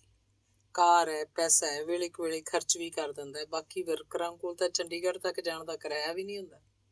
ਮੈਂਬਰ ਉਹਨੂੰ ਪ੍ਰਧਾਨ ਬਣਾਉਣ ਲਈ ਪੂਰੀ ਤਰ੍ਹਾਂ ਸਹਿਮਤ ਸਨ ਪਰ ਹਾਈ ਕਮਾਂਡ ਅੜ ਗਈ। ਉਹ ਕੇਡਰ ਵਿੱਚੋਂ ਆਏ ਬੰਦੇ ਨੂੰ ਹੀ ਪ੍ਰਧਾਨ ਬਣਾਉਣਾ ਚਾਹੁੰਦੇ ਸੀ। ਉਮਰ ਛੋਟੀ ਹੈ ਜਾਂ ਵੱਡੀ ਕੋਈ ਫਰਕ ਨਹੀਂ ਪੈਂਦਾ। ਕੇਡਰ ਵਿੱਚੋਂ ਆਇਆ ਬੰਦਾ ਅਨੁਸ਼ਾਸਨ 'ਚ ਤਾਂ ਰਹਿੰਦਾ ਹੈ। ਪਾਰਟੀ ਅਸੂਲਾਂ ਤੇ ਤਾਂ ਚੱਲਦਾ ਹੈ। ਪਾਰਟੀ ਦੀ ਪ੍ਰਧਾਨਗੀ ਤਾਂ ਰਾਮ ਲਾਲ ਨੂੰ ਨਾ ਮਿਲ ਸਕੀ ਪਰ ਵਪਾਰ ਮੰਡਲ ਦੀ ਪ੍ਰਧਾਨਗੀ ਹੱਥ ਲੱਗ ਗਈ। ਉਸ ਦਿਨ ਤੋਂ ਇਸ ਪਦਵੀ ਤੇ ਕਬਜ਼ਾ ਕਰੀ ਬੈਠਾ ਹੈ। ਪਿਛਲੀ ਵਾਰ ਜਦੋਂ ਦਰਬਾਰਾ ਸਿੰਘ ਦੀ ਵਜ਼ਾਰਤ ਬਣੀ ਤਾਂ ਉਹ ਪਾਰਟੀ ਤੋਂ ਉਪਰਾਮ ਹੋ ਗਿਆ। ਉਹਨਾਂ ਦੀ ਪਾਰਟੀ ਨੂੰ ਕੋਈ ਪੁੱਛਦਾ ਹੀ ਨਹੀਂ ਸੀ। ਸਾਰੇ 20-30 ਮੈਂਬਰ ਸੀ। ਸਾਲ ਪਾਰਟੀ ਦੀ ਮੀਟਿੰਗ ਨਹੀਂ ਸੀ ਹੁੰਦੀ। ਕਾਂਗਰਸ ਦੀ ਮੈਂਬਰਸ਼ਿਪ ਤਾਂ ਨਹੀਂ ਲਈ ਪਰ ਡੱਕਾ ਉੱਧਰ ਹੀ ਸੁੱਟਣ ਲੱਗੇ। ਇਸੇ ਗੱਲ ਤੇ ਭਾਰਤੀ ਜਨਤਾ ਪਾਰਟੀ ਨਾਰਾਜ਼ ਸੀ। ਅਹਿਮ ਮਸਲਿਆਂ ਤੇ ਵਿਚਾਰਾਂ ਸਮੇਂ ਉਹਨੂੰ ਘੱਟ ਹੀ ਬੁਲਾਇਆ ਜਾਂਦਾ। ਇੱਕ ਵਾਰੀ ਇੱਕ ਵਰਕਰ ਤੋਂ ETO ਨੂੰ ਪੈਸੇ ਕਾਹਦੇ ਦਵਾਤੇ ਪਾਰਟੀ ਨੇ ਉਹਦਾ ਜਲੂਸ ਹੀ ਕੱਢ ਦਿੱਤਾ। ਅਜਿਹੇ ਹਾਲਾਤਾਂ ਵਿੱਚ ਮਾਸਟਰ ਤੇ ਰਾਮ ਲਾਲ ਨੂੰ ਆਪਣੇ ਵੱਲ ਲਿਆਉਣਾ ਕੋਈ ਔਖਾ ਕੰਮ ਨਹੀਂ ਸੀ ਪਰ ਇਹ ਕੰਮ ਮਨਵੀਰ ਹੀ ਕਰ ਸਕਦਾ ਸੀ। ਮਨਵੀਰ ਨੂੰ ਸਰਦਾਰ ਨੇ ਬੁਲਾਇਆ ਤੇ ਕੋਲ ਬਿਠਾ ਕੇ ਆਪ ਗੱਲ ਕੀਤੀ। ਉਮਰ ਭਰ ਅਹਿਸਾਨਮੰਦ ਰਹਿਣ ਦਾ ਤਰਲਾ ਕੀਤਾ। ਮਨਵੀਰ ਕੋਈ ਬੁੱਧੂ ਥਾਣੇਦਾਰ ਨਹੀਂ ਸੀ। ਉਹ ਪੋਲੀਟੀਕਲ ਸਾਇੰਸ ਦਾ MA ਸੀ। ਸਿਆਸਤ ਦੇ ਉਤਰਾਵਾਂ ਚੜਾਵਾਂ ਨੂੰ ਚੰਗੀ ਤਰ੍ਹਾਂ ਸਮਝਦਾ ਸੀ। ਉਹਨੂੰ ਯਕੀਨ ਸੀ ਕੇਂਦਰ ਨੇ ਅਗਲਾ ਮੁੱਖ ਮੰਤਰੀ ਸਰਦਾਰ ਨੂੰ ਹੀ ਬਣਾਉਣਾ ਹੈ। ਇੱਕ ਵਾਰ ਮਨਵੀਰ ਉਹਨਾਂ ਦੀ ਨਜ਼ਰ 'ਚ ਆ ਗਿਆ ਤਾਂ 5 ਉਂਗਲਾਂ ਘਿਓ 'ਚ ਸਮਝੋ। ਇਸੇ ਵਿਚਾਰ ਨੂੰ ਮੁੱਖ ਰੱਖ ਕੇ ਮਨਵੀਰ ਨੇ ਦੋਹਾਂ ਤੇ ਜ਼ੋਰ ਪਾਤਾ। ਅੰਨਾ ਕੀ ਭਾਲੇ 2 ਅੱਖਾਂ। ਉਹ ਦੋਵੇਂ ਇਹੋ ਚਾਹੁੰਦੇ ਸੀ। ਇੱਜ਼ਤ ਨਾਲ ਸਰਦਾਰ ਬੁਲਾ ਰਿਹਾ ਸੀ। ਉਹ ਝੱਟ ਮੰਨ ਗਏ। ਬਲਕਿ ਪੂਰਾ ਯਕੀਨ ਦਿਵਾਇਆ ਕਿ ਉਹ ਪਾਰਟੀ ਤੇ ਜ਼ੋਰ ਪਾਉਣਗੇ ਕਿ ਸਰਦਾਰ ਦੀ ਮਦਦ ਕੀਤੀ ਜਾਏ। ਇੰਝ ਹੀ ਹੋਇਆ। ਬੜੀ ਧੂਮ-ਧਾਮ ਨਾਲ ਕੌਂਸਲ ਬਣਾਈ ਗਈ। ਬਾਜ਼ਾਰ ਦੇ ਵਿਚਾਲੇ ਦਫ਼ਤਰ ਖੁੱਲ੍ਹਾ। ਸਰਦਾਰ ਨੇ ਝੱਟ ਝੰਡਿਆਂ, ਪੋਸਟਰਾਂ ਤੇ ਬੈਨਰਾਂ ਨਾਲ ਦਫ਼ਤਰ ਭਰਤਾ। 2 ਦਿਨਾਂ ਵਿੱਚ ਹੀ ਸ਼ਹਿਰ ਦੀ ਹਵਾ ਬਦਲ ਗਈ। ਥਾਂ ਝੰਡੇ ਲੱਗ ਗਏ। ਗਲੀ ਮੀਟਿੰਗਾਂ ਹੋਈਆਂ। ਘਰ 'ਚ ਸਰਦਾਰ ਨੂੰ ਹਾਰ ਪਾਏ। ਅੰਦਰ ਖਾਤੇ ਇਕੱਲੇ ਰਹਿ ਗਏ। ਭਾਰਤੀ ਜਨਤਾ ਪਾਰਟੀ ਦੇ ਵਰਕਰ ਵੀ ਸਰਦਾਰ ਨਾਲ ਸਹਿਮਤ ਹੋ ਗਏ। ਉਹਨਾਂ ਸਰਦਾਰ ਦਾ ਵਿਰੋਧ ਕਰਨਾ ਛੱਡ ਦਿੱਤਾ। ਚੋਣਾਂ ਤੋਂ 2 ਦਿਨ ਪਹਿਲਾਂ ਹੋਰ ਹਲਕਿਆਂ ਨੂੰ ਤੁਰ ਗਏ। ਇਸ ਸਿਆਸੀ ਉਥਲ-ਪੁਥਲ ਤੋਂ ਬਿਨਾਂ ਵੀ ਮਨਬੀਰ ਨੇ ਸਰਦਾਰ ਦੇ ਬਹੁਤ ਕੰਮ ਕੀਤੇ। 50,000 ਰੁਪਇਆ ਨਕਦ ਦਿੱਤਾ, 5 ਕਾਰਾਂ ਮੰਗਵਾ ਕੇ ਦਿੱਤੀਆਂ, ਪੈਟਰੋਲ ਵੀ ਆਪਣੇ ਜਿੰਮੇ ਲਿਆ। ਸਰਦਾਰ ਨੇ ਜਿਸ ਕੰਮ ਲਈ ਵੀ ਫੋਨ ਕੀਤਾ, ਮਨਬੀਰ ਨੇ ਝੱਟ ਹੁਕਮ ਦੀ ਪਾਲਣਾ ਕੀਤੀ। ਚੋਣਾਂ ਦੇ ਦਿਨਾਂ 'ਚ ਸੱਟੇਬਾਜ਼ਾਂ ਨੂੰ ਖੁੱਲ੍ਹੀ ਛੁੱਟੀ ਰਹੀ। ਮੋੜ ਕੇ ਖਲੋ ਕੇ ਉਹਨਾਂ ਸੱਟਾ ਲਾਇਆ। ਠੇਕੇਦਾਰਾਂ ਨੂੰ ਖੁਲਸੀ, ਨਜਾਇਜ਼ ਸ਼ਰਾਬ ਦੇ ਉਹਨਾਂ ਦਰਿਆਈ ਵਹਾ ਦਿੱਤੇ। ਸਮਗਲਰਾਂ ਨੂੰ ਹਰੀ ਝੰਡੀ ਸੀ। ਉਹਨਾਂ ਰਾਜਸਥਾਨ ਦੀ ਸਾਰੀ ਅਫੀਮ ਢੋ ਲਈ। ਮਨਬੀਰ ਦੀ ਇੱਕੋ ਸ਼ਰਤ ਸੀ, ਉਹ ਸਾਰੇ ਸਰਦਾਰ ਦੀ ਡਟ ਕੇ ਮਦਦ ਕਰ। ਵੋਟਾਂ ਵਾਲੇ ਦਿਨ ਮਨਬੀਰ ਨੇ ਖਾਸ ਚੌਕਸੀ ਰੱਖੀ। ਜਿਸ ਬੂਥ ਤੇ ਸਰਦਾਰ ਦੀ ਪੋਜੀਸ਼ਨ ਕਮਜ਼ੋਰ ਸੀ, ਉੱਥੇ ਮਨਬੀਰ ਨੇ ਆਪਣੇ ਖਾਸ ਬੰਦੇ ਤਾਇਨਾਤ ਕੀਤੇ। ਜਦੋਂ ਵੀ ਸਰਦਾਰ ਦਾ ਪੋਲਿੰਗ ਏਜੰਟ ਇਸ਼ਾਰਾ ਕਰਦਾ, ਉਹ ਜਾਲੀ ਵੋਟਾਂ ਭੁਗਤਾਉਣ ਵਾਲਿਆਂ ਦੇ ਨਾਲ ਜਾਂਦਾ। ਕੋਈ ਵਿਰੋਧੀ ਦੇ ਹੱਕ 'ਚ ਜਾਲੀ ਵੋਟ ਭੁਗਤਣੀ ਹੁੰਦੀ ਤਾਂ ਉਹ ਡਰਾ ਕੇ ਭਜਾ ਦਿੰਦਾ। 1000 ਵੋਟਾਂ ਉਹਨਾਂ ਜਾਲੀ ਭੁਗਤਾਈਆਂ।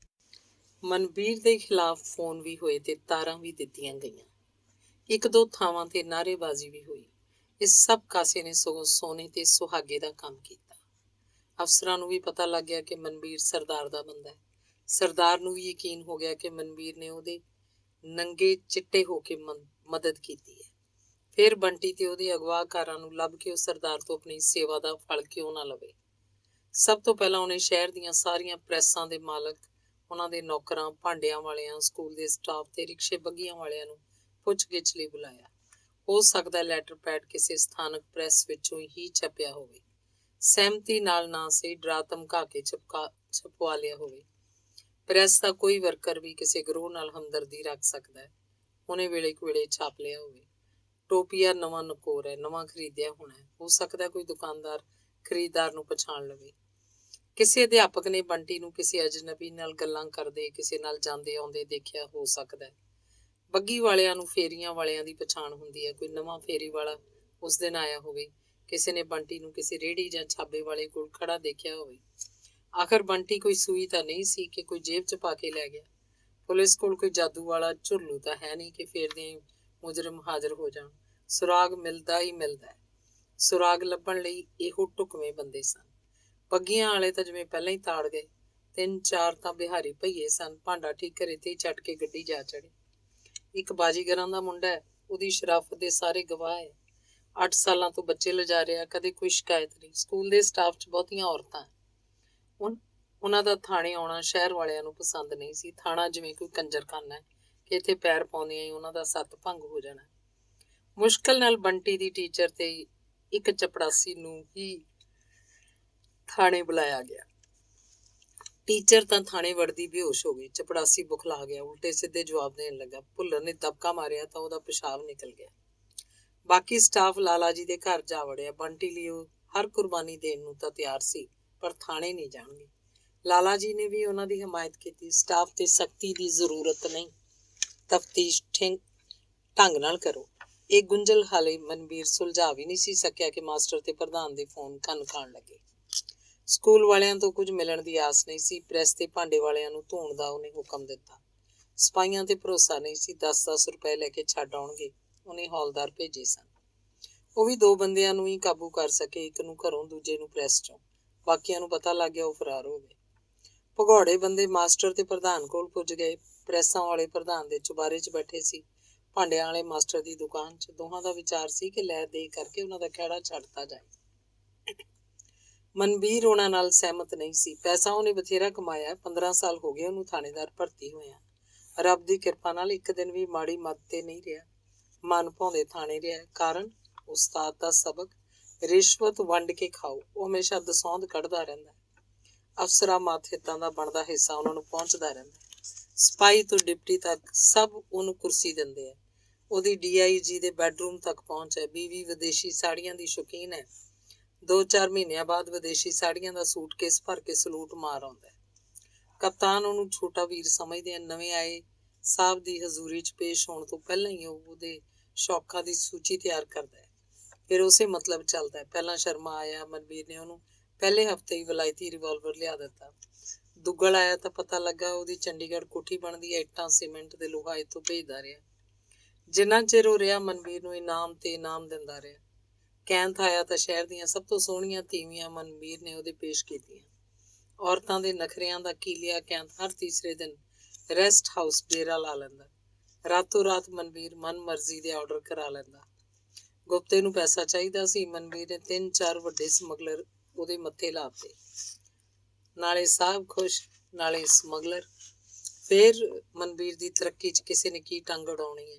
ਇੱਕ ਵਾਰ ਤਰੱਕੀ ਦਾ ਮੌਕਾ ਬਣੇ ਸਹੀ, ਮਿਸਲ ਤਾਂ ਭੰਬੀਰੀ ਵਾਂਗ ਘੁੰਮੇਗੀ। ਮਨਵੀਰ ਨੂੰ ਕੇਵਲ ਬੰਟੀ ਦੀ ਲੋੜ ਸੀ। ਅਗਵਾਕਾਰਾਂ ਦੀ ਕੋਈ ਪਰਵਾਹ ਨਹੀਂ। ਅਸਲੀ ਨਾਂ ਵੀ ਲੱਭੇ ਤਾਂ ਕੀ ਹੈ, 2-4 ਹੋਰਾਂ ਨੂੰ ਹੀ ਗੱਡੀ ਚੜਾ ਦੇਗਾ। ਅੱਗੇ ਕਿਹੜਾ ਅਫਸਰਾਂ ਦੇ ਇਸ਼ਾਰਿਆਂ ਤੇ ਬੰਦੇ ਮਾਰੇ ਨਹੀਂ। ਮਨਵੀਰ ਦਾ ਮਨ ਤਰੱਕੀ ਲੈਣ ਤੇ ਤੁਲਿਆ ਹੋਇਆ ਸੀ। ਸਬ ਇੰਸਪੈਕਟਰੀ ਦੀ ਕੀ ਬੁੱਕਤ ਹੈ, ਸਭ ਤੋਂ ਥੱਲੇ ਲੱਗੇ ਰਹੋ। ਡਿਪਟੀ ਲੱਗੇਗਾ ਤਾਂ ਮੜਕ ਨਾਲ ਅਫਸਰੀ ਕਰੇਗਾ। 6-6 ਥਾਣੇ ਥੱਲੇ, ਮਹੀਨੇ ਹੀ ਨਹੀਂ ਮਾਣ। ਇਸੇ ਲਈ ਉਹ ਬਾਰ-ਬਾਰ ਦੋਹਾਂ ਨੂੰ ਨਾ ਕਰ ਰਿਹਾ ਸੀ। ਪੁੱਛ ਪੜਤਾਲ ਮਨਵੀਰ ਨੇ ਕਰਨੀ ਹੈ, ਮਾਰੇ ਕੁੱਟੇ ਬਿਨਾਂ ਕੋਈ ਸੱਚ ਨਹੀਂ ਬੋਲਦਾ। ਉਹਨਾਂ ਦੇ ਆਖਣ ਕਰਕੇ ਮਨਵੀਰ ਇੱਕ ਰਿਆਇਤ ਕਰ ਸਕਦਾ ਹੈ। ਜੇ ਕੋਈ ਇਕਬਾਲ ਕਰ ਲਏ ਤਾਂ ਬਾਕੀਆਂ ਨੂੰ ਛੱਡ ਸਕਦਾ ਹੈ। ਲਾਲਚ ਵਿੱਚ ਆ ਕੇ ਤਰੱਕੀ ਦਾ ਮੌਕਾ ਗਵਾਉਣ ਨੂੰ ਉਹ ਕਿਹੜਾ ਮਲੰਗਾ ਦਾ ਮੁੰਡਾ ਹੈ। 50 ਏਕੜ ਜ਼ਮੀਨ ਤਾਂ ਉਹਦੇ ਭਰਤੀ ਹੋਣ ਤੋਂ ਪਹਿਲਾਂ ਹੀ ਸੀ, ਇੰਨੀ ਹੁਣ ਬਣ ਗਈ। 2 ਭਰਾ ਕੈਨੇਡਾ 'ਚ ਇੰਜੀਨੀਅਰ ਹੈ, ਇੱਕੋ ਇੱਕ ਭੈਣ ਇੰਗਲੈਂਡ ਵਿਆਹੀ ਹੋਈ ਹੈ। ਭਰਾ ਕੈਨੇਡਾ ਆਉਣ ਲਈ ਜ਼ੋਰ ਪਾਉਂਦੇ ਹੈ, ਬਾਪੂ ਨਹੀਂ ਮੰਨਦਾ।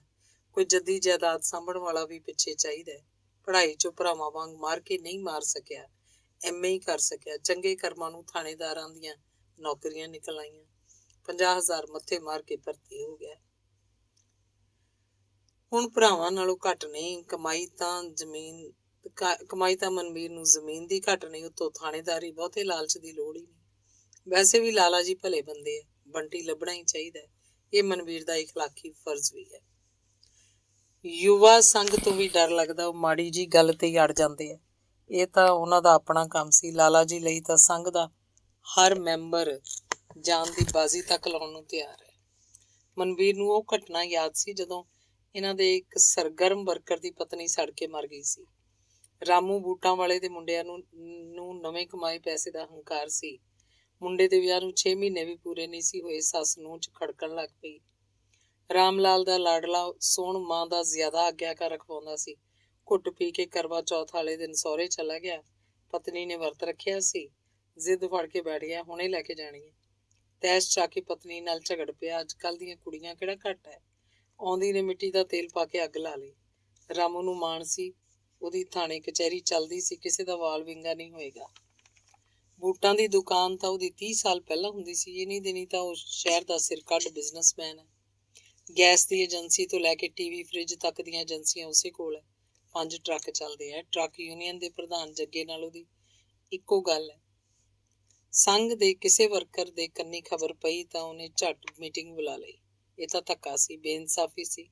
ਰਾਮੂ ਨੇ ਬਹੁਤ ਤਰਲੇ ਲਏ। ਸੋਹਣ ਵੀ ਤਾਂ ਸੰਘ ਦਾ ਮੈਂਬਰ ਹੈ। ਕਿਸੇ ਨੇ ਇਸ ਦਲੀਲ ਦੀ ਪਰਵਾਹ ਨਾ ਕੀਤੀ। ਲਾਸ਼ ਨੂੰ ਅੱਗ ਲਾਉਣੋਂ ਰੋਕ ਲਿਆ ਗਿਆ। ਕੁੜੀ ਦੇ ਮਾਪੇ ਆਏ, ਪੋਸਟਮਾਰਟਮ ਹੋਇਆ। ਉਹਨਾਂ ਚਿਰ ਹੜਤਾਲ ਜਾਰੀ ਰਹੀ ਜਿੰਨਾ ਚਿਰ ਰਾਮੂ ਦੇ ਸਾਰੇ ਟੱਬਰ ਨੂੰ ਹੱਥਕੜੀ ਨਾ ਲੱਗ ਗਈ। ਮਾੜੀ ਜੀ ਹਵਾ ਵੀ ਨਿਕਲ ਗਈ ਤਾਂ ਮਨਵੀਰ ਦੇ ਨਾਲ ਨਾਲ ਹੀ ਪ੍ਰਧਾਨ ਤੇ ਮਾਸਟਰ ਦਾ ਜਲੂਸ ਵੀ ਨਿਕਲਣਾ ਸੀ। ਪ੍ਰਧਾਨ ਬਾਰ-ਬਾਰ ਵਾਲ ਕੱਟੀ ਵਾਲੇ ਕੇਸ ਦੀ ਯਾਦ ਦਿਵਾ ਰਿਹਾ ਸੀ। ਉਦੋਂ ਮਨਵੀਰ ਇੱਥੇ ਬਦਲ ਕੇ ਆਇਆ ਹੀ ਸੀ। ਆਉਂਦਿਆਂ ਹੀ ਵਾਲ ਕੱਟੀ ਨਾਂ ਨਾਲ ਮਸ਼ਹੂਰ ਇੱਕ ਕੁੜੀ ਤੇ ਨਿਗਾਹ ਪਈ। ਉਹ ਸਾਰਾ ਦਿਨ ਸ਼ਹਿਰ 'ਚ ਘੁੰਮਦੀ ਰਹਿੰਦੀ ਸੀ, ਮਲੂਕੜੀ ਜਿਹੀ, ਹੱਥ 'ਚ ਲਾਲ ਜਪਾਨੀ ਛਤਰੀ, ਧੁੰਨੀ ਤੋਂ ਖਾਸੀ ਹੇਠਾਂ ਕਰਕੇ ਬੰਨੀ ਬਨਾਰਸੀ ਸਾੜੀ, ਤੇਜ਼ ਤਰਾਰ ਮੇਕਅਪ, ਉੱਚੀ ਅੱਡੀ ਵਾਲੇ ਸੈਂਡਲ। ਇੱਕ ਵਾਰ ਤਾਂ ਮਨਵੀਰ ਦਾ ਮਨ ਡੋਲਿਆ, ਕੋਈ ਅਫਸਰਾ ਹੀ ਤਾਂ ਸੀ ਉਹ, ਕਿਸੇ ਅਫਸਰ ਦੇ ਪੇਸ਼ ਹੋ ਸਕੇ ਤਾਂ ਕਿਆ ਕਹਿਣੇ। ਪੜਤਾਲ ਕੀਤੀ, ਪਤਾ ਲੱਗਾ ਉਹ ਦੇਹਰਾਦੂਨ ਦੀ ਜੰਮਪਲ ਹੈ। ਚੰਗੇ ਸਕੂਲਾਂ 'ਚ ਪੜ੍ਹੀ ਸੀ। ਉਹਦਾ ਬਾਪ ਇੱਕ ਰਈਸ ਸੀ ਜੋ ਬੰਬੇ ਠੇਕੇਦਾਰੀ ਕਰਦਾ ਸੀ। ਵਾਲ ਕੱਟੀ ਦੀ ਮਾਂ ਉਹਦੀ ਰਖੇਲ ਸੀ, ਜਿਹੜੀ ਉਹਨੇ ਗਰਮੀਆਂ ਦੀਆਂ ਛੁੱਟੀਆਂ ਲਈ ਦੇਹਰਾਦੂਨ ਰੱਖੀ ਹੋਈ ਸੀ। ਗਲਤੀ ਨਾਲ ਵਾਲ ਕੱਟੀ ਪੇਂਡੂ ਹਟਵਾਣੀਏ ਨਾਲ ਵਿਆਹੀ ਗਈ। ਕੱਪੜਿਆਂ ਦੀ ਦੁਕਾਨ ਤੇ ਕੈਂਚੀ ਚਲਾਉਂਦਾ ਮੁੰਡਾ ਉਹਦੇ ਰਾਸ ਨਹੀਂ ਸੀ। ਮੁੰਡੇ ਨੂੰ ਵੀ ਉਹਦਾ ਸੂਰਜ ਚੜ੍ਹਨ ਤੱਕ ਸੁੱਤੇ ਰਹਿਣਾ, ਅੱਧ ਨੰਗੇ ਲਿਬਾਸ 'ਚ ਇੱਧਰ ਉੱਧਰ ਘੁੰਮਣਾ, ਫਿਲਮਾਂ ਦੇਖਣਾ, ਨਾਵਲ ਪੜ੍ਹਦੇ ਰਹਿਣਾ ਪਸੰਦ ਨਹੀਂ ਸੀ। ਛੋਟੀ ਛੋਟੀ ਗੱਲ ਤੇ ਹੁੰਦਾ ਤਕਰਾਰ, ਤਲਾਕ ਤੱਕ ਪਹੁੰਚ ਗਿਆ। ਅਣਖੀਲੀ ਕੁੜੀ ਨੇ ਸਹੁਰਿਆਂ ਨੂੰ ਸਬਕ ਸਿਖਾਉਣ ਲਈ ਸ਼ਹਿਰ 'ਚ ਹੀ ਡੇਰੇ ਲਾ ਲਏ। ਸਹੁਰਿਆਂ ਨੂੰ ਉਹਦਾ ਸ਼ਰੇਆਮ ਸੜਕਾਂ ਤੇ ਘੁੰਮਣਾ ਵੀ ਪਸੰਦ ਨਹੀਂ ਸੀ। ਸ਼ਾਇਦ ਇਸੇ ਲਈ ਉਹ ਵਾਲ ਕੱਟੀ ਤੇ ਤਰ੍ਹਾਂ ਤਰ੍ਹਾਂ ਦੇ ਦੂਸ਼ਣ ਲਾ ਰਹੇ ਸਨ। ਆਪਣੀ ਤਸੱਲੀ ਲਈ ਮਨਵੀਰ ਨੇ ਛੇੜਖਾਨੀ ਲਈ 1-2 ਬੰਦੇ ਉਹਦੇ ਪਿੱਛੇ ਵੀ ਲਾਏ। ਜਦੋਂ ਚਿੱਤਰ ਖਾ ਕੇ ਮੁੜੇ ਤਾਂ ਮਨਵੀਰ ਨੇ ਉਹਦਾ ਖਹਿੜਾ ਛੱਡ ਦਿੱਤਾ। ਭਲਾ ਹੋਵੇ ਇੱਕ ਵਕੀਲ ਦਾ ਵਾਲ ਕੱਟੀ ਦਾ ਗੁਆਂਢੀ ਸੀ। ਉਹਦਾ ਕਹਿਣਾ ਸੀ ਕਿ ਉਹ ਵੇਸਵਾ ਹੈ। ਮੁਹੱਲੇ 'ਚ ਸਾਰਾ ਦਿਨ ਗੁੰਡਾਗਰਦੀ ਹੁੰਦੀ ਹੈ। ਅੱਧਾ ਮੁਹੱਲਾ ਕੁੜੀ ਦੇ ਨਾਲ ਸੀ। ਵਕੀਲ ਦੀ ਦਾਲ ਨਹੀਂ ਗਲੀ, ਇਸ ਲਈ ਝੂਠੇ ਇਲਜ਼ਾਮ ਲਾ ਰਿਹਾ। ਵਕੀਲ ਹਿੰਮਤ ਹਾਰਨ ਵਾਲਾ ਨਹੀਂ ਸੀ। ਲੋਕਾਂ ਦੀਆਂ ਅੱਖਾਂ ਉਸ ਸਮੇਂ ਖੁੱਲੀਆਂ ਜਦੋਂ ਇੱਕ FCI ਦੇ ਮੈਨੇਜਰ ਨੂੰ ਉਹਨੇ ਰੰਗੇ ਹੱਥੀਂ ਕਾਬੂ ਕੀਤਾ। ਮੈਨੇਜਰ SP ਵਿਜੀਲੈਂਸ ਦਾ ਛੋਟਾ ਭਰਾ ਸੀ। ਉਹ ਪੁਲਿਸ ਨੂੰ ਛੱਡਣਾ ਪਿਆ, ਪਰ ਵਾਲ ਕੱਟੀ ਉਹਨਾਂ ਦੇ ਕਾਬੂ ਆ ਗਈ। ਆਸ਼ਕਾਂ ਦੀ ਜਿਹੜੀ ਲਿਸਟ ਵਾਲ ਕੱਟੀ ਨੇ ਦਿੱਤੀ ਉਹ ਹੈਰਾਨੀਜਨਕ ਸੀ। ਡਾਕਟਰ, ਵਕੀਲ, ਜੱਜ, ਮੌਜੂਦਾ SDM ਵੀ, ਸਨਅਤਕਾਰਾਂ ਤੇ ਸਿਆਸਤਦਾਨਾਂ ਨੇ ਤਾਂ ਹੋਣਾ ਹੀ ਸੀ। ਪਹਿਲਾ ਝੁਰਲੂ ਮਨਵੀਰ ਨੇ ਸਾਬਣ ਵਾਲੇ ਕਾਲੂ ਰਾਮ ਤੇ ਫੇਰਿਆ। ਵਾਲ ਕੱਟੀ ਨੇ ਜਦੋਂ ਤਾੜ ਉਹਦੇ ਕੁਕਰਮਾਂ ਦੇ ਭਾਂਡੇ ਭੰਨੇ ਤਾਂ ਸਾਹਮਣੇ ਬੈਠੇ ਕਾਲੂ ਰਾਮ ਨੂੰ ਗਸ਼ ਪੈ ਗਈ। ਝੱਟ 20,000 ਦੇ ਨੋਟ ਹਾਜ਼ਰ ਹੋ ਗਏ। ਆਪਣੇ ਖਾਸ ਬੰਦਿਆਂ ਰਾਹੀਂ ਮਨਵੀਰ ਨੇ ਇਹ ਗੱਲ ਫੈਲਾਈ। ਆਸ਼ਕਾਂ ਨੂੰ ਫਿਕਰ ਪੈ ਗਿਆ। ਕੋਈ SDM ਵੱਲ ਭੱਜਿਆ, ਕੋਈ ਜੱਜ ਵੱਲ। ਪਹਿਲਾਂ ਅਫਸਰਾਂ ਨੇ ਰੋਹਬ ਮਾਰਨਾ ਚਾਹਿਆ। ਪੁਲਿਸ ਇੱਕ ਸ਼ਰੀਫ ਕੁੜੀ ਨੂੰ ਤੰਗ ਕਰ ਰਹੀ ਹੈ। ਜਦੋਂ ਉਹਨਾਂ ਦੇ ਸੁਣਨ ਲਈ ਮਨਵੀਰ ਨੇ ਟੇਪਾਂ ਭੇਜਣੀਆਂ ਚਾਹੀਆਂ ਤਾਂ ਸਭ ਦੇ ਹੋਸ਼ ਉੱਡ ਗਏ। SDM ਤਾਂ ਆਪ ਹੀ ਥਾਣੇ ਪੁੱਜ ਗਿਆ। ਜੱਜ ਨੇ ਸਰਕਾਰੀ ਵਕੀਲ ਭੇਜਿਆ। ਮਾਮਲਾ ਠੱਪ ਹੋਣਾ ਚਾਹੀਦਾ। SDM ਨੇ ਮਨਵੀਰ ਦੇ ਖਿਲਾਫ ਚੱਲਦੀਆਂ ਪੜਤਾਲਾਂ ਦਾਖਲ ਦਫ਼ਤਰ ਕਰਾਉਣ ਦਾ ਵਾਅਦਾ ਕੀਤਾ ਤੇ ਜੱਜ ਨੇ ਇਸਤਗਾਸੇ ਖਾਰਜ ਕਰਨ ਦਾ ਅਫਸਰ ਹੀ ਹੁੰਦੇ ਆ। ਪੁਲਿਸ ਨੇ ਕੰਮ ਲੈਣਾ ਹੁੰਦਾ। ਮਨਵੀਰ ਚੁੱਪ ਕਰ ਗਿਆ। ਉਸ ਸਮੇਂ ਪ੍ਰਧਾਨ ਨਾਲ ਪਹਿਲੀ ਵਾਰ ਵਾਹ ਪਿਆ ਸੀ। ਵਾਲ ਕੱਟੀ ਦੇ ਆਸ਼ਕਾਂ ਤੋਂ ਪੈਸੇ ਇਕੱਠੇ ਕਰਨ ਦਾ ਕੰਮ ਉਸੇ ਨੇ ਕੀਤਾ ਸੀ। ਉਹਨੂੰ ਚੰਗੀ ਤਰ੍ਹਾਂ ਪਤਾ ਸੀ ਸ਼ਰਾਬ ਤੋਂ ਕਿੰਨੇ ਪੈਸੇ ਲੈਣੇ ਆ, ਠੁੱਲੀ ਵਾਲੇ ਆਤਮੇ ਤੋਂ ਕਿੰਨੇ, ਸਿਨੇਮੇ ਵਾਲੇ ਭਾਨ ਤੋਂ ਕਿੰਨੇ। 3 ਦਿਨ ਵਾਲ ਕੱਟੀ ਪੁਲਿਸ ਹਿਰਾਸਤ 'ਚ ਰਹੀ। ਪੂਰੇ 2.5 ਲੱਖ ਮਨਵੀਰ ਨੇ ਬਣਾਏ। 50-60 ਪ੍ਰਧਾਨ ਲੈ ਗਿਆ। ਸਾਲ ਹੋ ਗਿਆ ਉਹਨਾਂ ਗੱਲਾਂ ਨੂੰ, ਮੁੜ ਕਿਸੇ ਨੇ ਚੂੰ ਨਹੀਂ ਕੀਤੀ। ਪ੍ਰਧਾਨ ਬੰਦਾ ਭਰੋਸੇ ਵਾਲਾ ਸੀ। ਇਹੋ ਨਹੀਂ 50 ਵਾਰ ਪਰਖਿਆ ਸੀ ਮਨਵੀਰ ਨੇ। ਹਰ ਤਿੱਥ ਤਿਉਹਾਰ ਨੂੰ ਬੰਨੇ ਬਣਾਏ ਪੈਸੇ ਮਿਲ ਜਾਂਦੇ ਆ। ਦੀਵਾਲੀ ਨੂੰ ਪਟਾਕੇ ਵੇਚਣ ਦੀ ਮਨਾਹੀ ਹੁੰਦੀ ਹੈ। ਚੁੱਪ ਕਰਕੇ 5,000 ਦੇ ਨੋਟ ਫੜਾ ਗਿਆ। ਦੁਕਾਨਦਾਰ ਪਟਾਕੇ ਵੇਚਦੇ ਰਹਿਣ, ਪੁਲਿਸ ਨੂੰ ਕੀ। ਬੰਦਾ ਮਾਸਟਰ ਵੀ ਠੀਕ ਸੀ। ਉਹਨੇ ਉਸ ਸਮੇਂ ਜ਼ੋਰ ਦਿਖਾਏ ਜਦੋਂ ਕਾਲਾ ਪੁਲਿਸ ਦੇ ਹੱਥ ਲੱਗਾ ਸੀ। ਕਾਲਾ ਚੋਰੀ ਤਾਂ ਸਾਰੇ ਇਲਾਕੇ 'ਚ ਕਰ ਜਾਂਦਾ, ਪਰ ਹੱਥ ਕਦੇ ਨਾ ਆਉਂਦਾ। ਮਨਵੀਰ ਦੇ ਭਾਗਾਂ ਨੂੰ ਇੱਕ ਵਾਰ ਉਹ ਬਟੇਰ ਬਣ ਕੇ ਪੈਰ ਹੇਠਾਂ ਆ ਗਿਆ। ਪੁਲਿਸ ਨੂੰ ਚੋਰਾਂ ਕੋਲੋਂ ਖੱਟਣ ਨੂੰ ਕੁਝ ਨਹੀਂ ਹੁੰਦਾ। ਚੋਰ ਮਾਲ ਨੂੰ ਸੰਭਾਲੀ ਰੱਖਣ ਲਈ ਤਾਂ ਚੋਰੀ ਕਰਦੇ ਨਹੀਂ। ਮਾਲ ਖਰੀਦਣ ਵਾਲੇ ਉਹਨਾਂ ਨਾਲੋਂ ਵੀ ਤੇਜ਼ ਹੈ। ਚੋਰ ਅੱਗੇ ਮਾਲ ਖਰੀਦਣ ਵਾਲੇ ਪਿੱਛੇ। ਪੁਲਿਸ ਦਾ ਘਰ ਉਹਨਾਂ ਦੁਕਾਨਦਾਰਾਂ ਤੋਂ ਪੂਰਾ ਹੁੰਦਾ ਜਿਹੜੇ ਭੁੱਲ ਭੁਲੇਖੇ ਚੋਰਾਂ ਤੋਂ ਮਾਲ ਖਰੀਦ ਲੈਂਦੇ ਆ। ਨਾਲੇ ਮਾਲ ਬਰਾਮਦ ਕਰੋ, ਨਾਲੇ ਚੋਰੀ ਦਾ ਮਾਲ ਖਰੀਦਣ ਦੇ ਜੁਰਮ ਤੋਂ ਬਰੀ ਕਰਨ ਦੀ ਫੀਸ ਲਓ। ਕਾਲੇ ਨੇ ਚੋਰੀਆਂ ਥੋਕ ਦੇ ਭਾਅ ਕੀਤੀਆਂ ਸੀ। ਪੱਖੇ, ਰੇਡੀਓ, TV, ਕੈਮਰੇ, ਕੱਪੜਾ ਤੇ ਘੜੀਆਂ। ਸ਼ਹਿਰ ਦਾ ਕੋਈ ਦੁਕਾਨਦਾਰ ਅਜਿਹਾ ਨਹੀਂ ਸੀ ਜਿਸ ਕੋਲ ਉਹਨੇ ਕੋਈ ਨਾ ਕੋਈ ਚੀਜ਼ ਨਹੀਂ ਸੀ ਵੇਚੀ। ਕਾਲਾ ਜਿਸ ਦੁਕਾਨ ਅੱਗੇ ਜਾ ਰੁਕਦਾ ਉਸੇ ਦੁਕਾਨਦਾਰ ਨੂੰ ਕੰਬਣੀ ਛਿੜ ਜਾਂਦੀ। ਕਾਲਾ ਕਈ ਸਾਲ ਪਹਿਲਾਂ ਵੇਚੀ ਚੀਜ਼ ਦੀ ਯਾਦ ਦਿਵਾਉਂਦਾ। ਦੁਕਾਨਦਾਰ ਨੂੰ ਕੁਝ ਯਾਦ ਆਉਂਦਾ ਜਾਂ ਨਾ, ਪਰ ਪੁਲਿਸ ਤੋਂ ਡਰਦਾ ਹਾਂ ਜ਼ਰੂਰ ਕਹਿ ਦਿੰਦਾ। ਚੰਗੀ ਫੀਸ ਦੇ ਲਾਲਚ 'ਚ ਆ ਕੇ ਤੇ ਮਿੱਤਰਾਂ ਦੇ ਮਜਬੂਰ ਕਰਨ ਤੇ ਮਨਵੀਰ ਪ੍ਰੈਸ ਤੇ ਭਾਂਡੇ ਵਾਲਿਆਂ ਨੂੰ ਛੱਡਣ ਲਈ ਮੰਨ ਗਿਆ। ਚਲੋ ਬੰਟੀ ਦੇ ਹੋਰ ਸੁਰਾਗ ਬਥੇਰੇ, ਘਰ ਆਈ ਮਾਇਆ ਨੂੰ ਧੱਕਣਾ ਨਹੀਂ ਚਾਹੀਦਾ। ਮਾਮਲਾ ਤੈਅ ਹੋਏ ਨੂੰ 2 ਘੰਟੇ ਵੀ ਨਹੀਂ ਸੀ ਹੋਏ ਕਿ ਬਾਜ਼ਾਰ 'ਚ ਘੁਸਰ-ਮੁਸਰ ਹੋਣ ਲੱਗ ਪਈ। ਮਨਵੀਰ ਦੇ ਦੋਸਤਾਂ ਨੇ ਉਹਨੂੰ ਸਾਵਧਾਨ ਕੀਤਾ। ਚੰਗਾ ਹੋਏ ਜੇ ਪੈਸੇ ਵਾਪਸ ਕਰਤੇ ਜਾਣ। ਕੁਝ ਬੰਦੇ ਮਾਲੀ ਤੌਰ ਤੇ ਕਮਜ਼ੋਰ ਸਨ। ਪ੍ਰਧਾਨ ਨੇ ਪੈਸੇ ਜ਼ਿਆਦਾ ਬਟੋਰ ਲਏ।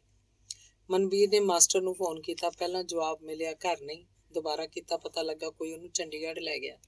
3 ਦਿਨਾਂ ਦਾ ਪ੍ਰੋਗਰਾਮ ਸੀ। CID ਵਾਲਿਆਂ ਦਾ ਫੋਨ ਆਇਆ। ਹੜਤਾਲ ਦੀ ਤਿਆਰੀ ਹੋ ਰਹੀ ਸੀ। ਘਬਰਾਏ ਮਨਵੀਰ ਨੇ ਪ੍ਰਧਾਨ ਨੂੰ ਫੋਨ ਕੀਤਾ। ਜਵਾਬ ਮਿਲਿਆ ਮਨਵੀਰ ਦੇ ਕੰਮ ਹੀ ਕਿਧਰੇ ਗਿਆ ਹੋਇਆ। ਮਨਵੀਰ ਪਛਤਾਉਣ ਲੱਗਾ। ਕਿਧਰੇ ਲੈਣੇ ਦੇ ਦੇਣੇ ਨਾ ਪੈ ਜਾਣ, ਤਰੱਕੀ ਦੀ ਥਾਂ ਰਿਵਰਟ ਨਾ ਹੋ ਜਾਏ। ਉਹਦੇ ਖਿਲਾਫ ਜਲਸੇ ਹੋਏ ਤਾਂ ਮੁੱਖ ਮੰਤਰੀ ਕੀ ਸੋਚੇਗਾ। ਵਾਲ ਕੱਟੀ ਤੇ ਚੋਰੀਆਂ ਵੇਲੇ ਹਰ ਗੱਲ ਹੋਰ ਸੀ। ਉਸ ਸਮੇਂ ਦੇਣ ਵਾਲੇ ਕਸੂਰਵਾਰ ਸਨ। ਇਹ ਸਭ ਬੇਕਸੂਰ ਹੈ। ਪੈਸੇ ਕਾਹਦੇ ਦੇਣ। ਯੁਵਾ ਸੰਘ 'ਚ ਮਨਵੀਰ ਦੀ ਬਹੁਤੀ ਸਾਖ ਨਹੀਂ ਸੀ। ਸੰਘ ਨੂੰ ਪੁਲਿਸ ਖਿਲਾਫ ਬੋਲਣ ਦਾ ਬਹਾਨਾ ਹੀ ਚਾਹੀਦਾ ਸੀ। ਉਹਨਾਂ ਨੂੰ ਚੁੱਪ ਕਰਾਉਣ ਵਾਲਾ ਮਨਵੀਰ ਦੇ ਹੱਥ 'ਚ ਕੋਈ ਬੰਦਾ ਨਹੀਂ। ਮਨਵੀਰ ਮੁੱਖ ਮੰਤਰੀ ਦਾ ਬੰਦਾ ਅਖਵਾਉਂਦਾ। ਮੁੱਖ ਮੰਤਰੀ ਦਾ ਕੋਈ ਵੀ ਬੰਦਾ ਮਨਵੀਰ ਦੀ ਮਦਦ ਨਹੀਂ ਸੀ ਕਰ ਸਕਦਾ। ਦਰਵੇਸ਼ ਨੂੰ ਥਾਣੇ ਬੁਲਾਉਣ ਲਈ ਮਨਵੀਰ ਨੇ ਗੱਡੀ ਭੇਜੀ। ਉਹਨੇ ਸਾਫ਼ ਨਾ ਕਰਤੀ। ਪੁਲਿਸ ਨੂੰ ਪੈਸੇ ਬਣਾਉਣ ਦੀ ਲੱਗੀ ਹੋਈ ਹੈ। ਦਰਵੇਸ਼ 3 ਦਿਨਾਂ ਦਾ ਚੀਖ ਰਿਹਾ ਹੈ ਕਿ ਸਕੂਲ ਦਾ ਇੱਕ ਚਪੜਾਸੀ ਉਸੇ ਦਿਨ ਦਾ ਫਰਾਰ ਹੈ। ਉਸ ਦਿਨ ਬੰਟੀ ਨੂੰ ਕੁਲਫੀ ਦਿੰਦਾ ਦੇਖਿਆ ਗਿਆ। ਦਰਵੇਸ਼ ਦੇ ਆਖਣ ਤੇ ਜਦੋਂ ਪੁਲਿਸ ਇੱਕ ਵਾਰ ਵੀ ਉਹਦੀ ਘਰਵਾਲੀ ਨੂੰ ਥਾਣੇ ਬੁਲਾਉਣ ਦੀ ਤਕਲੀਫ ਨਹੀਂ ਕਰ ਸਕਦੀ ਤਾਂ ਉਹ ਕਿਉਂ ਪੁਲਿਸ ਦਾ ਪੱਖ ਪੂਰੇ। ਫੋਨ ਤੇ ਨਾਗਪਾਲ ਨਾਲ ਗੱਲ ਹੋਈ। ਥਾਣੇ ਆਉਣ 'ਚ ਉਹਨੂੰ ਵੀ ਇਤਰਾਜ਼ ਸੀ। ਮਸਲਾ ਗੰਭੀਰ ਹੁੰਦਾ ਜਾ ਰਿਹਾ ਸੀ। ਨਾਗਪਾਲ ਵੀ ਸ਼ਹਿਰ 'ਚ ਕੁਝ ਥਾਂ ਰੱਖਦਾ ਹੈ। ਖੁੱਲ੍ਹਮ ਖੁੱਲ੍ਹਾ ਪੁਲਿਸ ਦੀ ਮਦਦ ਕਰਨ ਤੇ ਨਾਗਪਾਲ ਦਾ ਵੀ ਜਲੂਸ ਨਿਕਲ ਸਕਦਾ ਹੈ। ਮਨਵੀਰ ਦੇ ਖਿਲਾਫ ਉਹ ਸਾਰੇ ਬੰਦੇ ਉੱਠ ਖੜੇ ਹਨ ਜਿਨ੍ਹਾਂ ਤੋਂ ਕਦੇ ਨਾ ਕਦੇ ਉਹਨੇ ਪੈਸੇ ਬਟੋਰੇ ਸੀ। ਇੱਕੋ ਰਾਹ ਸੀ, ਗ੍ਰਿਫਤਾਰੀ ਦੇ ਬਹਾਨੇ ਪੁਲਿਸ ਨਾਗਪਾਲ ਕੋਲ ਜਾਵੇ, ਦੁਕਾਨਦਾਰ ਤੇ ਆ ਕੇ ਥੋੜਾ ਬਹੁਤ ਉੱਚਾ ਨੀਵਾਂ ਬੋਲਣ, ਧੱਕੇ ਨਾਲ ਜੀਪ 'ਚ ਬਿਠਾ ਕੇ ਥਾਣੇ ਲੈ ਜਾਣ। ਇਸ ਬਹਾਨੇ ਜਦੋਂ ਨਾਗਪਾਲ ਨੂੰ ਥਾਣੇ ਲਿਆਂਦਾ ਗਿਆ ਤਾਂ ਸਾਰੀ ਪੁਲਿਸ ਨੂੰ ਵੀ ਫਿਕਰ ਪੈ ਗਿਆ। ਗੁੱਸੇ 'ਚ ਮਨਵੀਰ ਦੀਆਂ ਮੁੱਠੀਆਂ ਕਈ ਵਾਰ ਬੰਦ ਹੋਈਆਂ। ਉਹ ਕੰਜਰ ਜਿਹੜੇ ਵਾਲ ਕੱਟੀ ਦੇ ਕੇਸ 'ਚ ਨਿਕਲਣ ਲਈ ਆਪਣੀ ਇੱਜ਼ਤ ਦਾ ਵਾਸਤਾ ਪਾਉਂਦੇ ਸੀ, ਟੋਪੀਆਂ ਪਗੜੀਆਂ ਲਾ ਕੇ ਮਨਵੀਰ ਦੇ ਪੈਰੀ ਧਰਦੇ ਸੀ, ਹੁਣ ਉਸ ਖਿਲਾਫ ਬੋਲਣ ਦੀ ਹਿੰਮਤ ਕਰ ਰਹੇ ਸੀ। ਸਭ ਤੋਂ ਮੂਹਰੇ ਬਾਂਸ ਬਾਈਆਂ ਵਾਲਾ ਪ੍ਰੇਮ ਸੀ, ਵਾਲ ਕੱਟੀ ਦਾ ਸਭ ਤੋਂ ਚਹੇਤਾ ਆਸ਼ਿਕ। ਉਹ ਆਖਦਾ ਹੈ ਕਿ ਇਸ ਥਾਣੇਦਾਰ ਨੂੰ ਬਾਣੀਏ ਲੁੱਟਣ ਦਾ ਭੁੱਸ ਪੈ ਗਿਆ। ਬਹਾਨੇ ਨਾਲ ਕੋਈ ਨਾ ਕੋਈ ਝੂਠੀ ਕਹਾਣੀ ਘੜ ਲੈਂਦਾ ਹੈ, ਫਿਰ ਥੋਕ ਦੇ ਭਾਅ ਪੈਸੇ ਬਟੋਰਦਾ ਹੈ। ਸੀਤਾ ਸਰਾਫ ਉਸ ਨਾਲ ਮੋਢਾ ਜੋੜੀ ਫਿਰਦਾ ਹੈ। ਸਭ ਤੋਂ ਵੱਧ ਚੋਰੀ ਦਾ ਮਾਲ ਉਹ ਖਰੀਦਦਾ ਹੈ। ਹੁਣ ਧੰਦਾ ਠੱਪ ਹੈ। ਅੱਕਿਆ ਆਖਦਾ ਹੈ ਕਿ ਮਨਵੀਰ ਸਿੱਖਾਂ ਦਾ ਸਮਰਥਕ ਹੈ। ਬੰਦੂਕਾਂ ਵਾਲੇ ਛਿੰਦੇ ਨੂੰ ਕੀ ਗਿਲਾ, ਇਹ ਸਮਝ ਨਹੀਂ ਆਈ। ਥੋੜਾ ਮੋਟਾ ਸਿਆਸਤ ਵਿੱਚ ਪੈਰ ਧਰਦਾ ਹੈ। ਚੋਣਾਂ ਦੇ ਦਿਨਾਂ 'ਚ ਜਿਸ ਉਮੀਦਵਾਰ ਦਾ ਪਲੜਾ ਭਾਰੀ ਹੋਵੇ, ਪੈਸੇ ਦੇ ਕੇ ਉਸ ਨਾਲ ਹੋ ਜਾਂਦਾ ਹੈ। ਇੱਕ ਦੋ ਫੋਟੋਆਂ ਖਿਚਵਾ ਲੈਂਦਾ, ਪਿੱਛੋਂ ਚੁੱਪ। ਥਾਣੇ ਕਦੇ ਨਹੀਂ ਆਇਆ। ਅਸਲੇ ਦਾ ਕੰਮ ਬੰਦ ਹੈ। ਕੋਈ ਠੱਗੀ ਠੋਰੀ ਕਰਨੀ ਹੋਊ, ਸੋਚਦਾ ਹੋਊ ਇੰਨੇ 'ਚ ਪੁਲਿਸ ਚੁੱਪ ਰਹੂ ਤੇ ਮੁੱਖ ਮੰਤਰੀ ਤੋਂ ਕਿਸੇ ਕੋਟੇ ਦੀ ਝਾਕ ਹੋਊ। ਸਿਆਸਤ ਵਿੱਚ ਸਰਗਰਮ ਰਹੇਗਾ ਤਾਂ ਹੀ ਮੰਤਰੀ ਦੀਆਂ ਨਜ਼ਰਾਂ 'ਚ ਆ ਸਕੇਗਾ। ਨਾਗਪਾਲ ਦੀ ਰਾਏ ਸੀ ਜਿੰਨਾ ਜਲਦੀ ਹੋ ਸਕੇ ਦਰਵੇਸ਼ ਨੂੰ ਕਾਬੂ ਕੀਤਾ ਜਾਏ।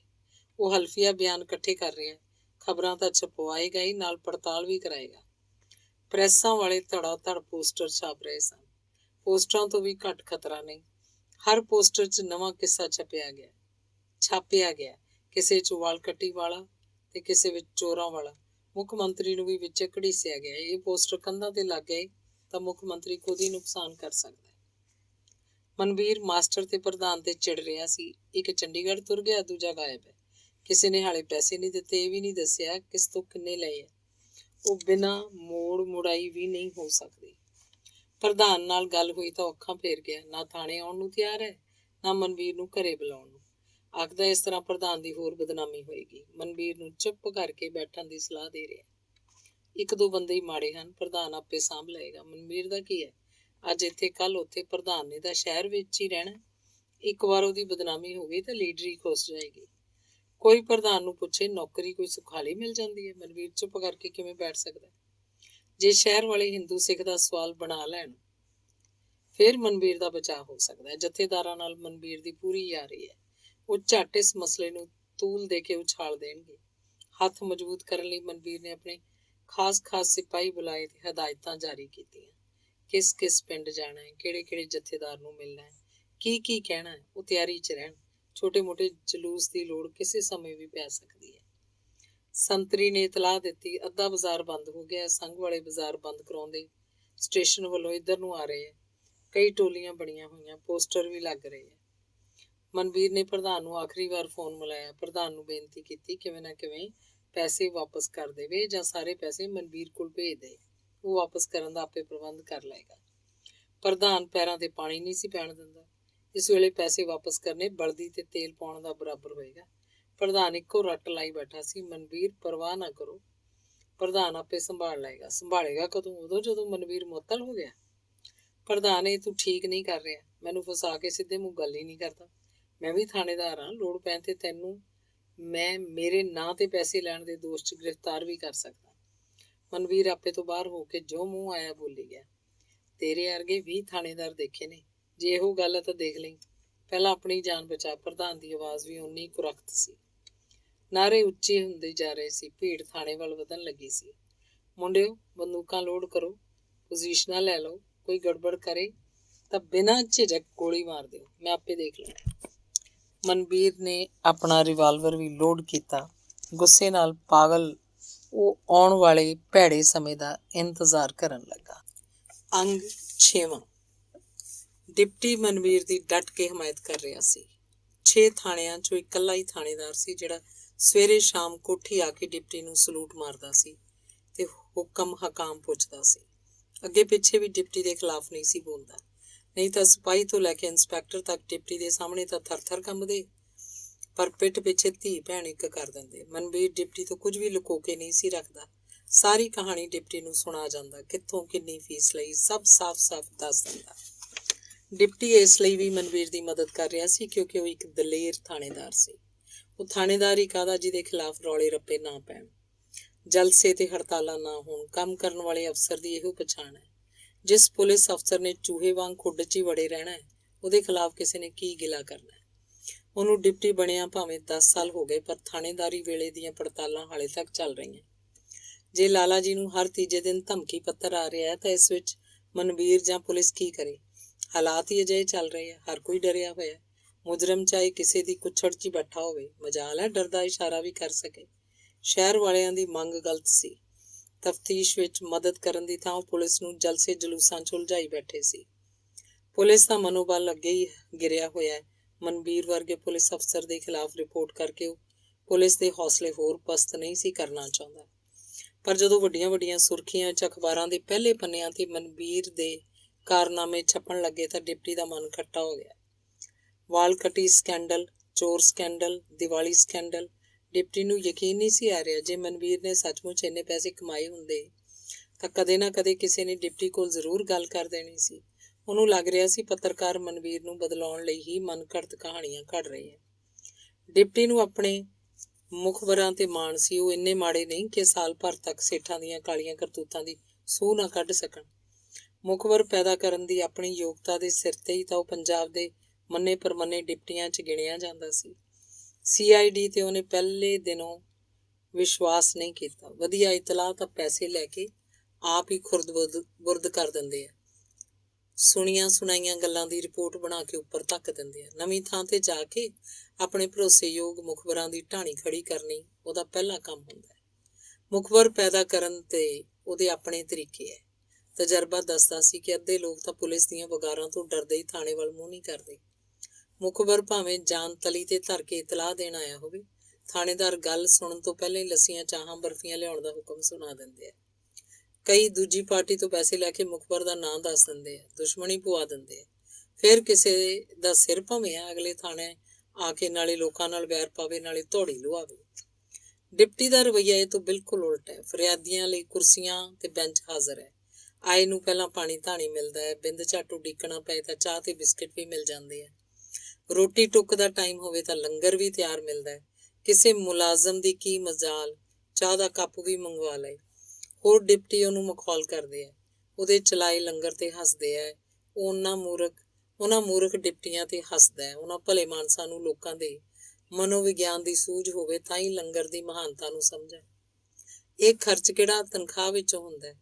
ਇੱਕ ਵਾਰ ਕੋਈ ਚਾਹ ਦੀ ਪਿਆਲੀ ਮੁਫਤ ਪੀ ਜਾਏ, ਅਗਲੀ ਵਾਰੀ ਆਉਂਦਾ ਹੋਇਆ ਢੋਲੀ ਦੁੱਧ ਦੀ ਚੱਕ ਲਿਆਉਂਦਾ। ਕੋਈ ਪ੍ਰਸ਼ਾਦਾ ਛੱਕ ਗਿਆ ਤਾਂ ਬੋਰੀ ਕਣਕ ਭੇਜ ਦਿੰਦਾ ਹੈ। ਬਚੇ ਰਾਸ਼ਨ ਨੂੰ ਵਰਤਣ ਲਈ ਸਗੋਂ ਡਿਪਟੀ ਨੂੰ ਕਈ ਵਾਰ ਅਖੰਡ ਪਾਠ ਰਖਾਉਣਾ ਪੈਂਦਾ ਹੈ। ਘਰ ਘਰ ਸੱਦਾ ਘੱਲਿਆ ਜਾਂਦਾ। ਡਿਪਟੀ ਦਾ ਕਾਰਡ ਮਿਲਣ ਤੇ ਅਗਲਾ ਫੁੱਲ ਕੇ ਕੁੱਪਾ ਹੋ ਜਾਂਦਾ। ਆਪਣੇ ਮੁਖਬਰਾਂ ਦੇ ਜਾਲ ਦੇ ਸਹਾਰੇ ਅਫਸਰਾਂ ਵਿੱਚ ਤਾਂ ਮਕਬੂਲ ਹੀ ਸੀ, ਮਾਤ ਹਿੱਤਾਂ ਤੇ ਵੀ ਰੋਹਬ ਰੱਖਦਾ ਸੀ। ਕਿਸੇ ਨੇ ਥੋੜ੍ਹੀ ਜਿਹੀ ਵੀ ਹੁਕਮ ਅਦੂਲੀ ਕੀਤੀ, ਉਹਨੇ ਝੱਟ ਮੀਟਿੰਗ ਵਿੱਚ ਬੇਇੱਜ਼ਤੀ ਕਰ ਦੇਣੀ। ਜਦੋਂ ਸਾਰਾ ਖਾਧਾ ਪੀਤਾ ਗਣਵਾ ਦੇਣਾ ਤਾਂ ਅਗਲੇ ਨੇ ਆਪੇ ਪੈਰੀਂ ਪੈ ਕੇ ਖਹਿੜਾ ਛੁਡਾਉਣਾ। ਕੋਈ ਫੇਰ ਵੀ ਆਕੜਦਾ ਤਾਂ ਸ਼ਿਕਾਇਤ ਕਰਾ ਕੇ ਅਫਸਰਾਂ ਤੋਂ ਛੁੱਟੀ ਕਰਵਾ ਦਿੰਦਾ। ਅਫਸਰਾਂ ਨਾਲ ਬਣਾ ਕੇ ਰੱਖਣ ਦਾ ਇਹੋ ਫਾਇਦਾ ਹੈ। ਉਹਨੂੰ ਦੁੱਖ ਹੋ ਰਿਹਾ ਸੀ ਮਨਵੀਰ ਦੇ ਕਾਰਨਾਮੇ ਉਹਦੇ ਮੁਖਬਰਾਂ ਤੋਂ ਕਿਵੇਂ ਛਿਪੇ ਰਹੇ। ਖਬਰਾਂ ਨੇ ਡਾਇਰੈਕਟਰ ਜਨਰਲ ਨੂੰ ਵੀ ਚੱਕਰ 'ਚ ਪਾਇਆ ਹੋਇਆ ਸੀ। ਆਏ ਦਿਨ ਉਹ ਭ੍ਰਿਸ਼ਟ ਕਰਮਚਾਰੀਆਂ ਨੂੰ ਨੌਕਰੀਆਂ ਕੱਢਣ ਦੇ ਬਿਆਨ ਦਾਗ ਰਿਹਾ ਸੀ। ਹਰ ਪ੍ਰੈਸ ਕਾਨਫਰੰਸ ਵਿੱਚ ਪੱਤਰਕਾਰ ਉਹ ਤੋਂ ਮਨਵੀਰ ਬਾਰੇ ਸਵਾਲ ਪੁੱਛਦੇ ਸੀ। ਦੇਣ ਲਈ ਉਸ ਕੋਲ ਕੋਈ ਜਵਾਬ ਨਹੀਂ ਸੀ ਹੁੰਦਾ। DG ਇਸ ਗੱਲੋਂ ਡਰਦਾ ਸੀ ਕਿ ਮੁੱਖ ਮੰਤਰੀ ਦਾ ਹਲਕਾ ਹੈ। ਮੁੱਖ ਮੰਤਰੀ ਪਤਾ ਨਹੀਂ ਕਿਉਂ ਖਾਮੋਸ਼ ਸੀ। ਕਈ ਦਿਨਾਂ ਤੋਂ ਸ਼ਹਿਰ 'ਚ ਹੜਤਾਲ ਚੱਲ ਰਹੀ ਸੀ। ਕੁਝ ਨੇਤਾ ਗ੍ਰਿਫਤਾਰ ਵੀ ਹੋ ਚੁੱਕੇ ਸੀ। 1-2 ਵਾਰ ਲਾਠੀ ਚਾਰਜ ਵੀ ਹੋ ਚੁੱਕਾ ਸੀ। ਥਾਣੇਦਾਰ ਦੇ ਖਿਲਾਫ ਲੱਗੇ ਦੋਸ਼ਾਂ ਦੀ ਪੜਤਾਲ ਨਹੀਂ ਸੀ ਹੋ ਰਹੀ। ਬਦਲੀ ਦੀ ਛੋਟੀ ਜਿਹੀ ਮੰਗ ਵੀ ਮਹਿਕਮਾ ਨਹੀਂ ਸੀ ਮੰਨ ਰਿਹਾ। ਜੇ ਮਨਵੀਰ ਸੱਚਾ ਸੁੱਚਾ ਤਾਂ ਮਹਿਕਮੇ ਨੂੰ ਪੜਤਾਲ ਕਰਾ ਲੈਣੀ ਚਾਹੀਦੀ ਹੈ। ਪੱਤਰਕਾਰਾਂ ਦੀਆਂ ਰਿਪੋਰਟਾਂ ਤੇ ਤਾਂ ਡਿਪਟੀ ਨੂੰ ਯਕੀਨ ਨਹੀਂ ਸੀ ਆ ਰਿਹਾ, ਪਰ ਜਦੋਂ ਮਨਵੀਰ ਖੁਦ ਹੀ ਗਲਤੀ ਮੰਨ ਗਿਆ ਤੇ ਮਦਦ ਲਈ ਡਿਪਟੀ ਦੇ ਹਾੜੇ ਕੱਢਣ ਲੱਗਾ ਤਾਂ ਸ਼ੱਕ ਦੀ ਕੋਈ ਗੁੰਜਾਇਸ਼ ਨਾ ਰਹੀ। ਮਨ ਤਾਂ ਕਰਦਾ ਸੀ ਮਨਵੀਰ ਨੂੰ ਅਜਿਹਾ ਸਬਕ ਸਿਖਾਏ ਕਿ ਅਫਸਰਾਂ ਨਾਲੋਂ ਹੇਰਾਫੇਰੀ ਕਰਨ ਦੀ ਜੁਰਤ ਨਾ ਕਰੇ। ਪਰ ਮਨਵੀਰ ਦੇ ਮੁੱਖ ਮੰਤਰੀ ਨਾਲ ਸੰਬੰਧਾਂ ਨੂੰ ਧਿਆਨ 'ਚ ਰੱਖਦਿਆਂ ਉਹਨੇ ਆਪਣੀ ਕਲਮ ਦਾ ਵਾਰ ਮੱਠਾ ਹੀ ਰੱਖਿਆ। ਕੋਈ ਪਤਾ ਨਹੀਂ ਮਨਵੀਰ ਮੰਤਰੀ ਤੋਂ ਫੋਨ ਕਰਾ ਕੇ ਮਸਲਾ ਠੱਪ ਹੀ ਕਰਵਾ ਦੇ। ਡਿਪਟੀ ਨੇ ਮਨਵੀਰ ਦੀ ਬਦਲੀ ਦੀ ਸਿਫਾਰਿਸ਼ ਹੀ ਕੀਤੀ, ਉਹ ਵੀ ਦੂਸਰੇ ਕਿਸੇ ਥਾਣੇ 'ਚ। ਉਹਦੀ ਦਲੇਰੀ 'ਤੇ ਤਾਂ ਕਿਸੇ ਨੂੰ ਸ਼ੱਕ ਨਹੀਂ। ਇਹੋ ਜਿਹੀ ਗੁੰਝਲਦਾਰ ਤਫਤੀਸ਼ ਲਈ ਡਿਪਟੀ ਨੂੰ ਉਸੇ ਵਰਗੇ ਥਾਣੇਦਾਰਾਂ ਦੀ ਲੋੜ ਸੀ। ਡਿਪਟੀ ਦੀ ਅੱਧੀ ਸਿਫਾਰਿਸ਼ ਮੰਨੀ ਗਈ। ਮਨਵੀਰ ਦੀ ਬਦਲੀ ਤਾਂ ਹੋਈ, ਪਰ ਪੁਲਿਸ ਲਾਈਨ ਦੀ ਹੋਰ ਕਾਰਵਾਈ ਤੋਂ ਬਚ ਗਿਆ। ਮਨਵੀਰ ਦੇ ਸਕੈਂਡਲਾਂ ਨੇ ਡਿਪਟੀ ਨੌਨ ਨਿਹਾਲ ਸਿੰਘ ਨੂੰ ਫਿਕਰਾਂ 'ਚ ਪਾ ਦਿੱਤਾ। ਉਹਨੂੰ ਇਹ ਗੱਲ ਹਜ਼ਮ ਕਰਨੀ ਔਖੀ ਸੀ ਕਿ ਮਨਵੀਰ ਉਸ ਨਾਲੋਂ ਵੀ 2 ਕਦਮ ਅੱਗੇ ਲੰਘ ਗਿਆ ਸੀ। 25 ਸਾਲਾਂ ਦੀ ਨੌਕਰੀ 'ਚ ਪਹਿਲੀ ਵਾਰ ਸੀ ਕਿ ਉਹਦੇ ਹਲਕੇ 'ਚ ਹੋਏ ਜੁਰਮਾਂ ਬਾਰੇ ਉਹਨੂੰ ਪਤਾ ਨਹੀਂ ਸੀ ਲੱਗਾ। ਨਹੀਂ ਤਾਂ ਹਲਕੇ 'ਚ ਪੱਤਾ ਪਿੱਛੋਂ ਹਿਲਦਾ ਸੀ। ਉਹਦੀ ਇਤਲਾਹ ਡਿਪਟੀ ਨੂੰ ਪਹਿਲਾਂ ਮਿਲ ਜਾਂਦੀ ਸੀ। ਉਹਦੇ ਮੁਖਬਰਾਂ ਨੂੰ ਪਤਾ ਨਹੀਂ ਕੀ ਸੱਪ ਸੁੰਘ ਗਿਆ। ਉਹ ਬੰਟੀ ਦੇ ਕੇਸ ਵਿੱਚ ਵੀ ਚੁੱਪਧਾਰੀ ਬੈਠੇ ਸੀ। ਹਫ਼ਤੇ ਤੋਂ ਹੀ ਡਿਪਟੀ ਅੰਦਰ ਖਾਤੇ ਇਸ ਕੋਸ਼ਿਸ਼ 'ਚ ਸੀ ਕਿ ਕਿਵੇਂ ਨਾ ਕਿਵੇਂ ਬੰਟੀ ਦਾ ਪਤਾ ਲੱਗ ਜਾਏ। ਉਹ ਆਪਣੀਆਂ ਵੱਡੀਆਂ ਵੱਡੀਆਂ ਸਾਜ਼ਿਸ਼ਾਂ ਨੰਗੀਆਂ ਕਰਨ ਦੀ ਪਈ ਪੈਂਠ ਕਾਇਮ ਰੱਖਣਾ ਚਾਹੁੰਦਾ ਸੀ, ਪਰ ਇਸ ਉਲਝੀ ਤਾਣੀ ਦੀ ਇੱਕ ਵੀ ਤੰਦ ਉਹਦੇ ਹੱਥ ਨਹੀਂ ਸੀ ਆ ਰਹੀ। ਹਫ਼ਤਾ ਬੀਤ ਜਾਣ 'ਤੇ ਵੀ ਤਫਤੀਸ਼ ਦਾ ਮੂੰਹ ਮੱਥਾ ਨਹੀਂ ਸੀ ਬਣ ਸਕਿਆ। ਅਖਬਾਰਾਂ 'ਚ ਛਪਦੀਆਂ ਖਬਰਾਂ ਨੇ ਉਹਨੂੰ ਹੋਰ ਵੀ ਗੰਭੀਰ ਬਣਾ ਦਿੱਤਾ। ਮੁੱਖ ਮੰਤਰੀ ਕਿਸੇ ਵੀ ਸਮੇਂ ਰਿਪੋਰਟ ਮੰਗ ਸਕਦਾ ਸੀ, ਇਸ ਲਈ ਡਿਪਟੀ ਨੂੰ ਹੁਕਮ ਹੋਇਆ ਸੀ ਤਫਤੀਸ਼ ਉਹ ਆਪ ਕਰੇ। ਸਮੇਂ ਸਿਰ ਡਿਪਟੀ ਨੂੰ ਇਸ ਕੇਸ ਦੀ ਇਤਲਾਹ ਦਿੰਦਾ ਰਹੇ। ਡੀਜੀ ਨਹੀਂ ਸੀ ਚਾਹੁੰਦਾ ਕਿ ਉਹ ਲੋੜ ਪੈਣ 'ਤੇ ਮੁੱਖ ਮੰਤਰੀ ਅੱਗੇ ਘੁੱਗੂਆਂ ਵਾਂਗ ਖੜੋ ਜਾਏ। ਤਫਤੀਸ਼ ਦੇ ਸਾਰੇ ਤੱਥ ਉਹ ਟਿਪਸ 'ਤੇ ਰੱਖਣਾ ਚਾਹੁੰਦਾ ਸੀ। ਤਫਤੀਸ਼ ਹੱਥ 'ਚ ਲੈ ਕੇ ਡਿਪਟੀ ਨਿਰਾਸ਼ ਵੀ ਸੀ ਤੇ ਖੁਸ਼ ਵੀ। ਨਿਰਾਸ਼ ਇਸ ਲਈ ਕਿ ਬੰਟੀ ਦੇ ਲੱਭਣ ਦੇ ਅਸਾਰ ਨਜ਼ਰ ਨਹੀਂ ਸੀ ਆ ਰਹੇ। ਖੁਸ਼ ਇਸ ਲਈ ਕਿ ਇਸ ਬਲਾਈਂਡ ਕੇਸ 'ਚ ਮਨ ਮਰਜ਼ੀ ਕਰਨ ਦੀ ਖੁੱਲ੍ਹ ਸੀ, ਜੋ ਮਰਜ਼ੀ ਕਰੇ।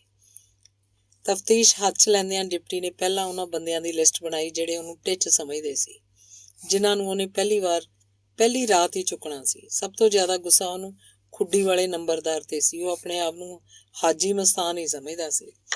ਨਾ ਉਹਨੇ ਡੋਡੇ ਵੇਚਣੇ ਛੱਡੇ, ਨਾ ਡਿਪਟੀ ਨਾਲ ਸੰਧੀ ਕੀਤੀ।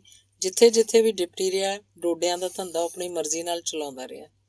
ਛੋਟੇ ਸਮਗਲਰਾਂ ਨੂੰ ਭਜਾ ਦਿੰਦਾ, ਵੱਡਿਆਂ ਨਾਲ ਹੱਥ ਮਿਲਾਉਂਦਾ। ਬਾਹਰੋਂ ਮਾਲ ਲਿਆਉਣਾ ਸਮਗਲਰਾਂ ਦਾ ਕੰਮ ਸੀ, ਵੇਚਣਾ ਡਿਪਟੀ ਦਾ। ਸਭ ਦੀ ਆਮਦਨ 'ਚ ਵਾਧਾ ਹੁੰਦਾ। ਇੱਕ ਤਾਂ ਮਾਲ ਲੈਣ ਲਈ ਗੱਡੀ ਨੂੰ ਬਹੁਤੀ ਵਗਾਰ ਨਹੀਂ ਸੀ ਦੇਣੀ ਪੈਂਦੀ। ਉਹ ਨਾਲ 2 ਸਿਪਾਹੀ ਭੇਜ ਦਿੰਦਾ ਸੀ। ਗੱਡੀ ਆਰਾਮ ਨਾਲ ਨਾਕੇ ਲੰਘਦੀ ਆਉਂਦੀ। ਦੂਜੇ ਇਲਾਕੇ 'ਚ ਮਨ ਮਰਜ਼ੀ ਦਾ ਰੇਟ ਲੈਂਦੇ। ਕਿਸੇ ਹੋਰ ਦੀ ਮਜਾਲ ਨਹੀਂ ਸੀ ਕਿ 1 ਤੋਲਾ ਵੀ ਮਾਲ ਵੇਚ ਜਾਏ। ਨੰਬਰਦਾਰ ਲੀਹ 'ਤੇ ਨਹੀਂ ਸੀ ਆਇਆ। 1-2 ਵਾਰ ਉਹਦੇ ਬੰਦੇ ਫੜੇ ਤਾਂ ਅਫਸਰਾਂ ਤੋਂ ਝਾੜਾਂ ਪਵਾਤੀਆਂ। ਉਸ ਬੇਇੱਜ਼ਤੀ ਦਾ ਬਦਲਾ ਲੈਣ ਦਾ ਇਹ ਵਧੀਆ ਮੌਕਾ ਸੀ। ਪੈਸਿਆਂ ਦੀ ਕਮੀ ਕਰਕੇ ਡਿਪਟੀ ਦਾ ਜ਼ਮੀਨ ਦਾ ਸੌਦਾ ਵਿੱਚ ਹੀ ਪਿਆ ਸੀ। ਪਿੰਡ ਦੀ ਨਿਆਈ ਵਾਲੀ ਜ਼ਮੀਨ ਦੇ ਨਾਲ ਲੱਗਦੀ ਝੋਟੇ ਦੇ ਸਿਰ ਵਰਗੀ 25 ਕਿੱਲੇ ਜ਼ਮੀਨ ਹੱਥੋਂ ਖੁੱਸਦੀ ਨਜ਼ਰ ਆ ਰਹੀ ਸੀ।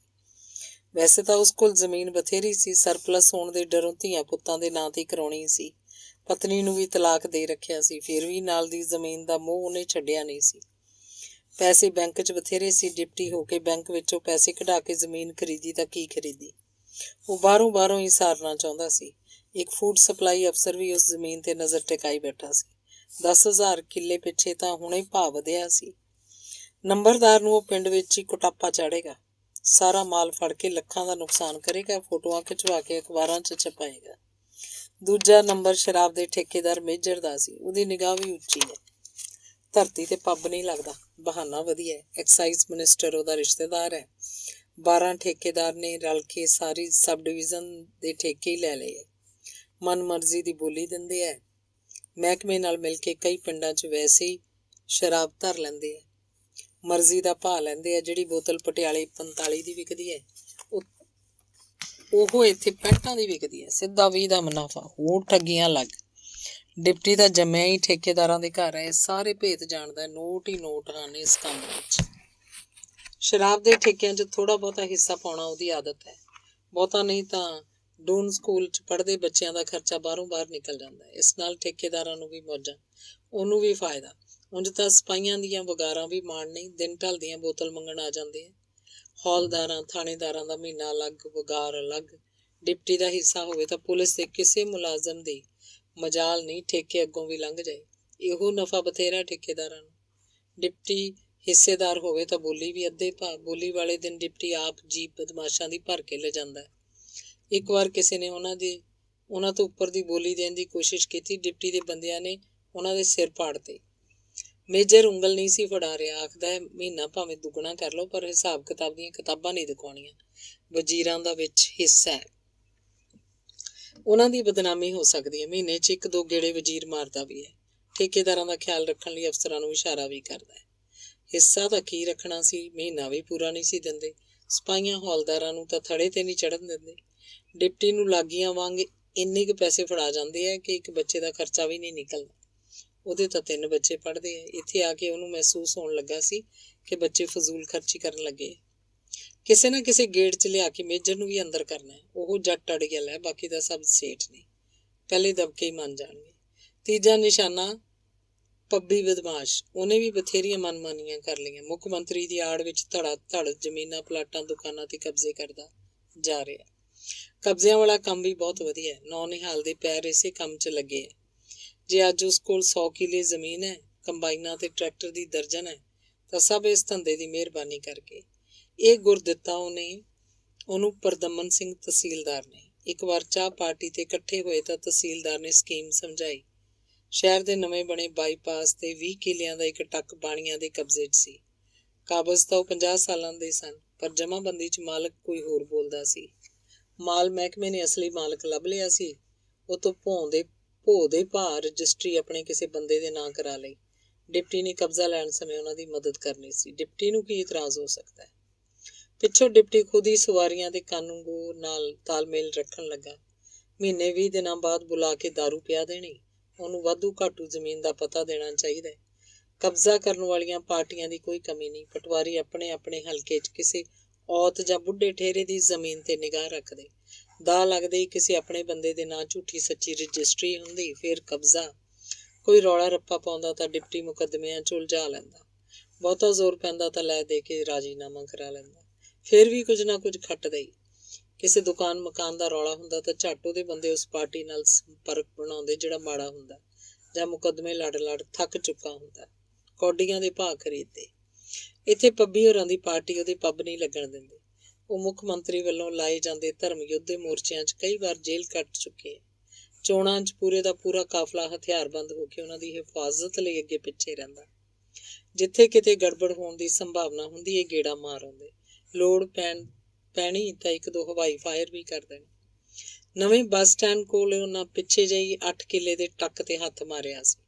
ਇਕਰਾਰਨਾਮੇ ਦੇ ਬਹਾਨੇ ਬੇਨਾਮੇ ਤੇ ਅੰਗੂਠਾ ਲਗਵਾ ਲਿਆ। 2 ਮਹੀਨੇ ਚੁੱਪ ਰਹੇ, ਪਿੱਛੋਂ ਕਬਜ਼ੇ ਲਈ ਵਹੀਰਾਂ ਘੱਤ ਲਈਆਂ। 5000 ਇਉਂ ਭੇਜ ਦਿੱਤਾ ਜਿਵੇਂ ਮੰਗਤੇ ਨੂੰ ਖੈਰ ਪਾਈਦੀ ਹੈ। ਉਹਨੇ ਜਾਂਦੇ ਚੋਰ ਦੀ ਲੰਗੋਟੀ ਸਮਝ ਕੇ ਰੱਖ ਲਏ। ਉਨੀ ਦਿਨੀ ਪਟਿਆਲੇ ਵਾਲੀ ਮਾਸਟਰਨੀ ਵੀ ਆਈ ਹੋਈ ਸੀ। ਉਹਨੇ ਵੀ ਖਰਚ ਵਧਾ ਰੱਖਿਆ ਸੀ। ਉਹਨੂੰ ਸਿਰ ਚੜਾਉਣ 'ਚ ਡਿਪਟੀ ਦੀ ਹੀ ਗਲਤੀ ਸੀ। ਚੰਡੀਗੜ੍ਹ ਜਾਂਦਾ ਆਉਂਦਾ ਉਹ ਪਟਿਆਲੇ ਉਸ ਕੋਲ ਰਾਤ ਕੱਟਦਾ। ਉਹ ਡਿਪਟੀ ਲਈ ਕੁਆਰੀ ਬੈਠੀ ਸੀ। ਇਸ ਗੱਲ ਨੇ ਡਿਪਟੀ ਨੂੰ ਉਹਦਾ ਭਗਤ ਬਣਾ ਦਿੱਤਾ ਸੀ। 40 ਦੀ ਹੋ ਗਈ ਸੀ। 20 ਸਾਲਾਂ ਤੋਂ ਯਾਰੀ ਨਿਭਾ ਰਹੀ ਸੀ।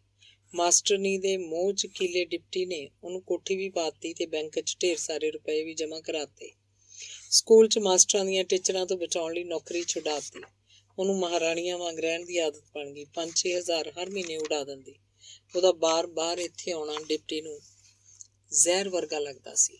ਪੱਬੀ ਵਾਲੇ 5000 ਉਹਨੂੰ ਦੇ ਕੇ ਮਸਾਂ ਖਹਿੜਾ ਛੁਡਾਇਆ। ਤਿੰਨਾਂ ਵਿੱਚੋਂ ਕਿਸੇ ਨੂੰ ਵੀ ਨਹੀਂ ਬਖਸ਼ੇਗਾ। ਬਹੁਤਾ ਜ਼ੋਰ ਲਾਉਣਗੇ ਤਾਂ ਡਿਪਟੀ ਦੀ ਬਦਲੀ ਹੀ ਕਰਾ ਦੇਣਗੇ। ਉਹ ਇਹੋ ਚਾਹੁੰਦਾ ਸੀ। ਭੁੱਖੇ ਮਰਨ ਨਾਲੋਂ ਤਾਂ ਬਦਲੀ ਚੰਗੀ। ਇਸ ਨਾਲੋਂ ਵਧੀਆ ਥਾਂ ਹੀ ਜਾਏਗਾ। 1-2 ਸਾਲ ਗੁੱਠੇ ਲੱਗਣਾ ਪਿਆ ਤਾਂ ਵੀ ਕੱਟ ਲਏਗਾ। ਇਹਨਾਂ ਭੂਤਰੇ ਸਾਨਾਂ ਨੂੰ ਝੋਟੀਆਂ ਜ਼ਰੂਰ ਚੁੰਘਾਏਗਾ। ਕਿਸੇ ਵੀ ਮਤ ਹਿੱਤ ਨਾਲ ਉਹਨੇ ਆਪਣੀ ਯੋਜਨਾ ਸਾਂਝੀ ਨਾ ਕੀਤੀ। ਜਿਨ੍ਹਾਂ ਪਾਰਟੀਆਂ ਨਾਲ ਡਿਪਟੀ ਪੰਗਾ ਲੈਣ ਜਾ ਰਿਹਾ ਸੀ, ਉਹਨਾਂ ਦੇ ਹੱਥ ਬੜੇ ਲੰਬੇ ਸੀ। ਕੋਈ ਪੁਲਸੀਆ ਹੀ ਉਹਨਾਂ ਨੂੰ ਸੂਹ ਦੇ ਸਕਦਾ ਸੀ। ਚੁੱਪ ਕਰਕੇ ਉਹਨੇ 2 ਟਰੱਕ 2 ਜੀਪਾਂ ਮੰਗਵਾ ਕੇ ਕੋਠੀ ਖੜਾ ਲਈਆਂ। ਸਾਰੇ ਥਾਣਿਆਂ 'ਚੋਂ ਵਾਧੂ ਫੋਰਸ ਮੰਗਵਾ ਲਈ। ਬਾਕੀ ਮੁਲਾਜ਼ਮਾਂ ਨੂੰ ਇੰਨਾ ਹੀ ਦੱਸਿਆ ਗਿਆ ਕਿ ਸਵੇਰੇ 3 ਵਜੇ ਦਹਿਸ਼ਤਗਰਦਾਂ ਦੇ ਖਾਸ ਅੱਡਿਆਂ ਤੇ ਰੇਡ ਕਰਨਾ। ਸਵੇਰੇ ਕੋਈ ਅਜਿਹਾ ਬੰਦਾ ਮੱਥੇ ਲੱਗਿਆ ਸੀ ਉਹਨਾਂ ਦੀ ਸਾਰੀ ਮਿਹਨਤ ਅਜਾਈ ਗਈ। ਨਾ ਮੇਜਰ ਮਿਲਿਆ, ਨਾ ਨੰਬਰਦਾਰ, ਨਾ ਹੀ ਪੱਬੀ। ਸਗੋਂ ਯੋਜਨਾ ਜੱਗਰ ਹੋ ਗਈ। ਨੰਬਰਦਾਰ ਦਾ ਉਹ ਨੁਕਸਾਨ ਜ਼ਰੂਰ ਕਰ ਆਇਆ ਸੀ। 30 ਬੋਰੇ ਡੋਡਿਆਂ ਦੇ ਤੇ 10-12 ਕਿਲੋ ਅਫੀਮ ਚੁੱਕ ਲਿਆ ਹੈ। ਇਸ ਬਰਾਮਦਗੀ ਦੇ ਆਧਾਰ ਤੇ ਉਹ ਨੰਬਰਦਾਰ ਤੇ ਪਰਚਾ ਦਰਜ ਕਰ ਸਕਦਾ ਸੀ। ਨੰਬਰਦਾਰ ਨੂੰ ਮਾਲ ਛੱਡ ਕੇ ਭੱਜਦਾ ਦਿਖਾਇਆ ਜਾ ਸਕਦਾ ਸੀ। 1-2 ਕਰਿੰਦੇ ਹੱਥ ਲੱਗੇ ਸੀ। ਉਹ ਟਰੱਕ 'ਚ ਸੁੱਟ ਲਏ। ਹੋਰ ਕੁਝ ਨਾ ਹੋ ਸਕਿਆ ਤਾਂ ਉਹਨਾਂ ਤੇ ਹੀ ਪਰਚਾ ਦੇ ਦੇਗਾ। ਘੱਟੋ ਘੱਟ 30-40 ਹਜ਼ਾਰ ਦਾ ਨੁਕਸਾਨ ਤਾਂ ਹੋਏਗਾ। 3 ਕਰਿੰਦੇ ਠੇਕੇਦਾਰਾਂ ਨੇ ਵੀ ਚੁੱਕੇ।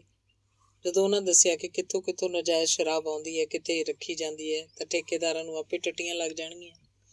ਪੱਬੀ ਦੇ ਘਰੋਂ ਕੁਝ ਵੀ ਹੱਥ ਨਹੀਂ ਲੱਗਾ। ਘਰੇ ਬੁੱਢੀਆਂ ਠੇਰੀਆਂ ਹੀ ਸਨ। ਪੱਬੀ ਦੀ ਘਰਵਾਲੀ ਦੀ ਗੋਦੀ 10 ਦਿਨਾਂ ਦਾ ਬੱਚਾ ਸੀ। ਮਾਂ ਨਹੀਂ ਸੀ।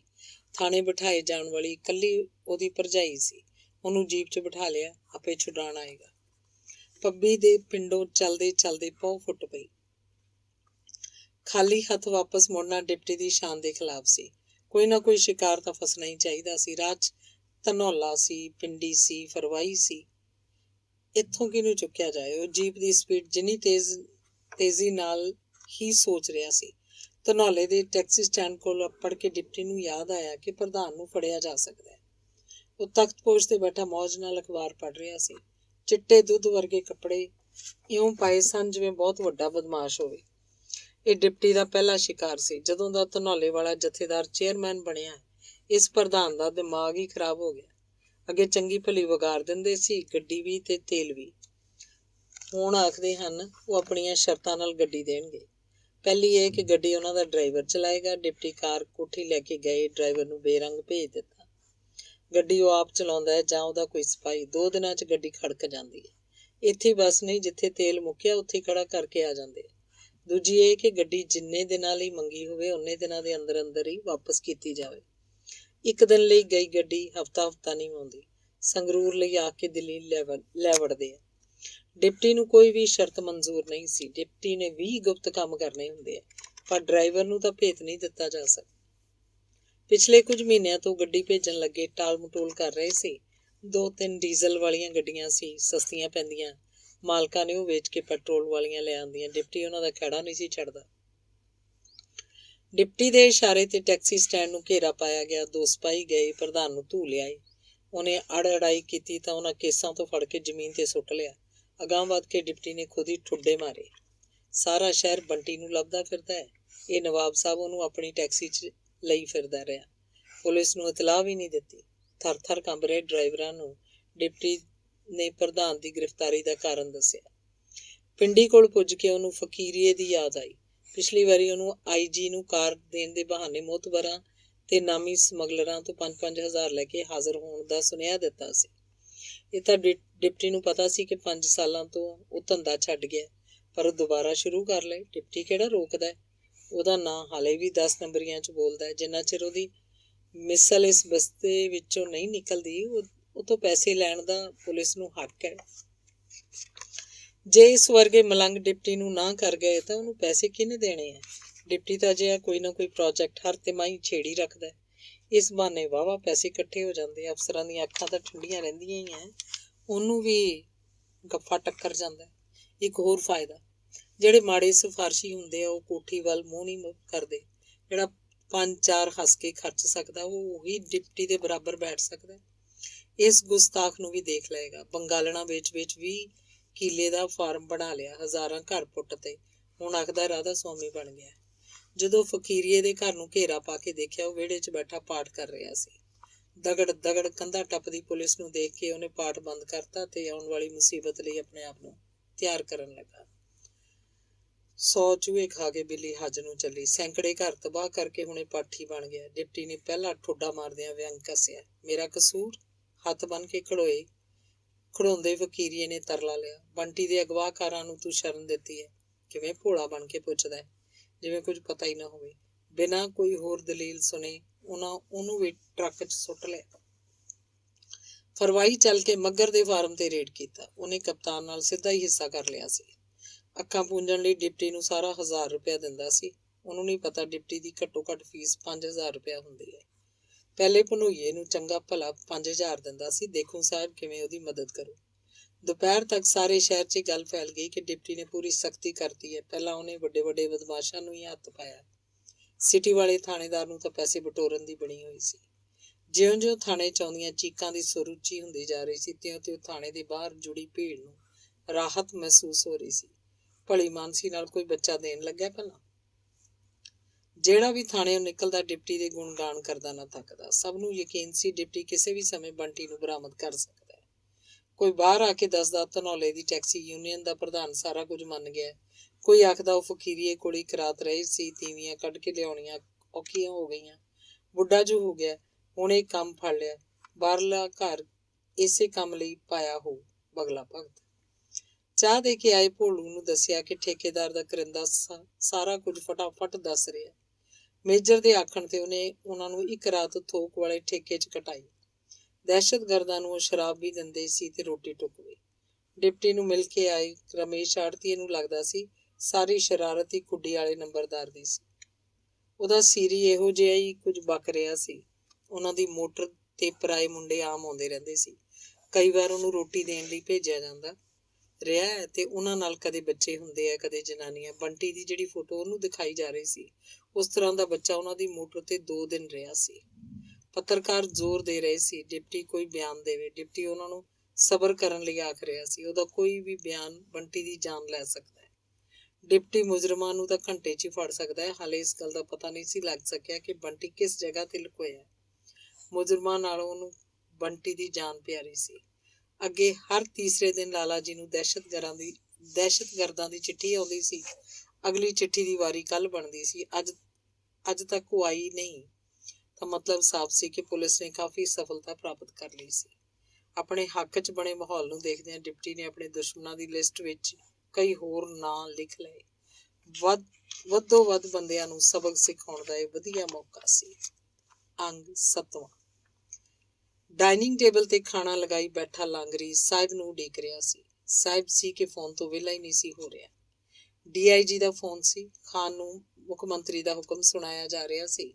ਮੁੱਖ ਮੰਤਰੀ ਚਾਹੁੰਦਾ ਸੀ ਕੁਝ ਦਿਨਾਂ ਲਈ ਖਾਨ ਦਾ ਹੈੱਡਕੁਆਟਰ ਸ਼ਹਿਰ 'ਚ ਤਬਦੀਲ ਕਰ ਦਿੱਤਾ ਜਾਏ। ਬੰਟੀ ਦੇ ਕੇਸ ਦੀ ਤਫਤੀਸ਼ ਖਾਨ ਖੁਦ ਕਰੇ ਤੇ ਸ਼ਹਿਰ 'ਚ ਅਮਨ ਬਣਾਈ ਰੱਖੇ। ਮੁੱਖ ਮੰਤਰੀ ਦਾ ਤਾਂ ਹੁਕਮ ਸੀ ਖਾਨ ਇਸੇ ਵਕਤ ਸ਼ਹਿਰ ਜਾਵੇ। DIG ਦੀ ਰਾਏ ਸੀ ਕਿ ਇੰਨੀ ਕਾਹਲ ਵਾਲੀ ਕੋਈ ਗੱਲ ਨਹੀਂ, ਰਾਤ ਪੈ ਚੁੱਕੀ ਸੀ। ਅਜਿਹੇ ਵਕਤ ਪੁਲਿਸ ਅਫਸਰਾਂ ਦਾ ਬਾਹਰ ਨਿਕਲਣਾ ਖਤਰੇ ਤੋਂ ਖਾਲੀ ਨਹੀਂ ਹੁੰਦਾ। ਖਾਨ ਸਵੇਰੇ ਜਾਵੇ। ਅਜਿਹੀ ਕਿਹੜੀ ਪਰਲੋ ਆਉਣ ਵਾਲੀ ਹੈ ਜਿਹੜੀ ਖਾਨ ਬਿਨਾਂ ਠੱਲੀ ਨਹੀਂ ਜਾਣੀ। ਫੋਨ ਸੁਣ ਕੇ SP ਖਾਨ ਨੇ ਸਾਰੇ ਹਾਲਾਤ ਦਾ ਜਾਇਜ਼ਾ ਲਿਆ। ਘੜੀ ਤੇ 8 ਵਜੇ ਸਨ। ਸ਼ਹਿਰ ਜਾਣ ਨੂੰ ਅੱਧਾ ਘੰਟਾ ਲੱਗੇਗਾ। ਖਾਨ 10 ਮਿੰਟਾਂ 'ਚ ਤਿਆਰ ਹੋ ਜਾਏਗਾ। ਉਹਦੇ ਕਿਹੜਾ ਕੋਈ ਲੰਮਾ ਚੌੜਾ ਹੈ ਕਿ ਤਿਆਰੀ ਕਰਦੇ ਕਰਦੇ ਰਾਤ ਲੱਗ ਜਾਏ। ਛੜਾ ਛੜਾਂਗੇ, ਇੱਕ ਅਟੈਚੀ, ਇੱਕ ਬਿਸਤਰਾ। ਇੱਥੇ ਉਸਲ ਵੱਟੇ ਲੈਣ ਨਾਲੋਂ ਸ਼ਹਿਰ ਪੁੱਜ ਕੇ ਰਾਤੋਂ ਰਾਤ ਉਹਨੇ ਹਾਲਾਤ ਦਾ ਜਾਇਜ਼ਾ ਲੈ ਲੈਣਾ ਸੀ। ਦਿਨ ਚੜ੍ਹਦਿਆਂ ਕੰਮ ਆਰੰਭ ਦੇਣਾ ਸੀ। ਖਾਨ ਨੇ ਉਸੇ ਵਕਤ ਥਾਣੇ ਵਾਇਰਲੈਸ ਕਰਾਈ। ਉਹ ਹੁਣੇ ਸ਼ਹਿਰ ਪੁੱਜ ਰਿਹਾ।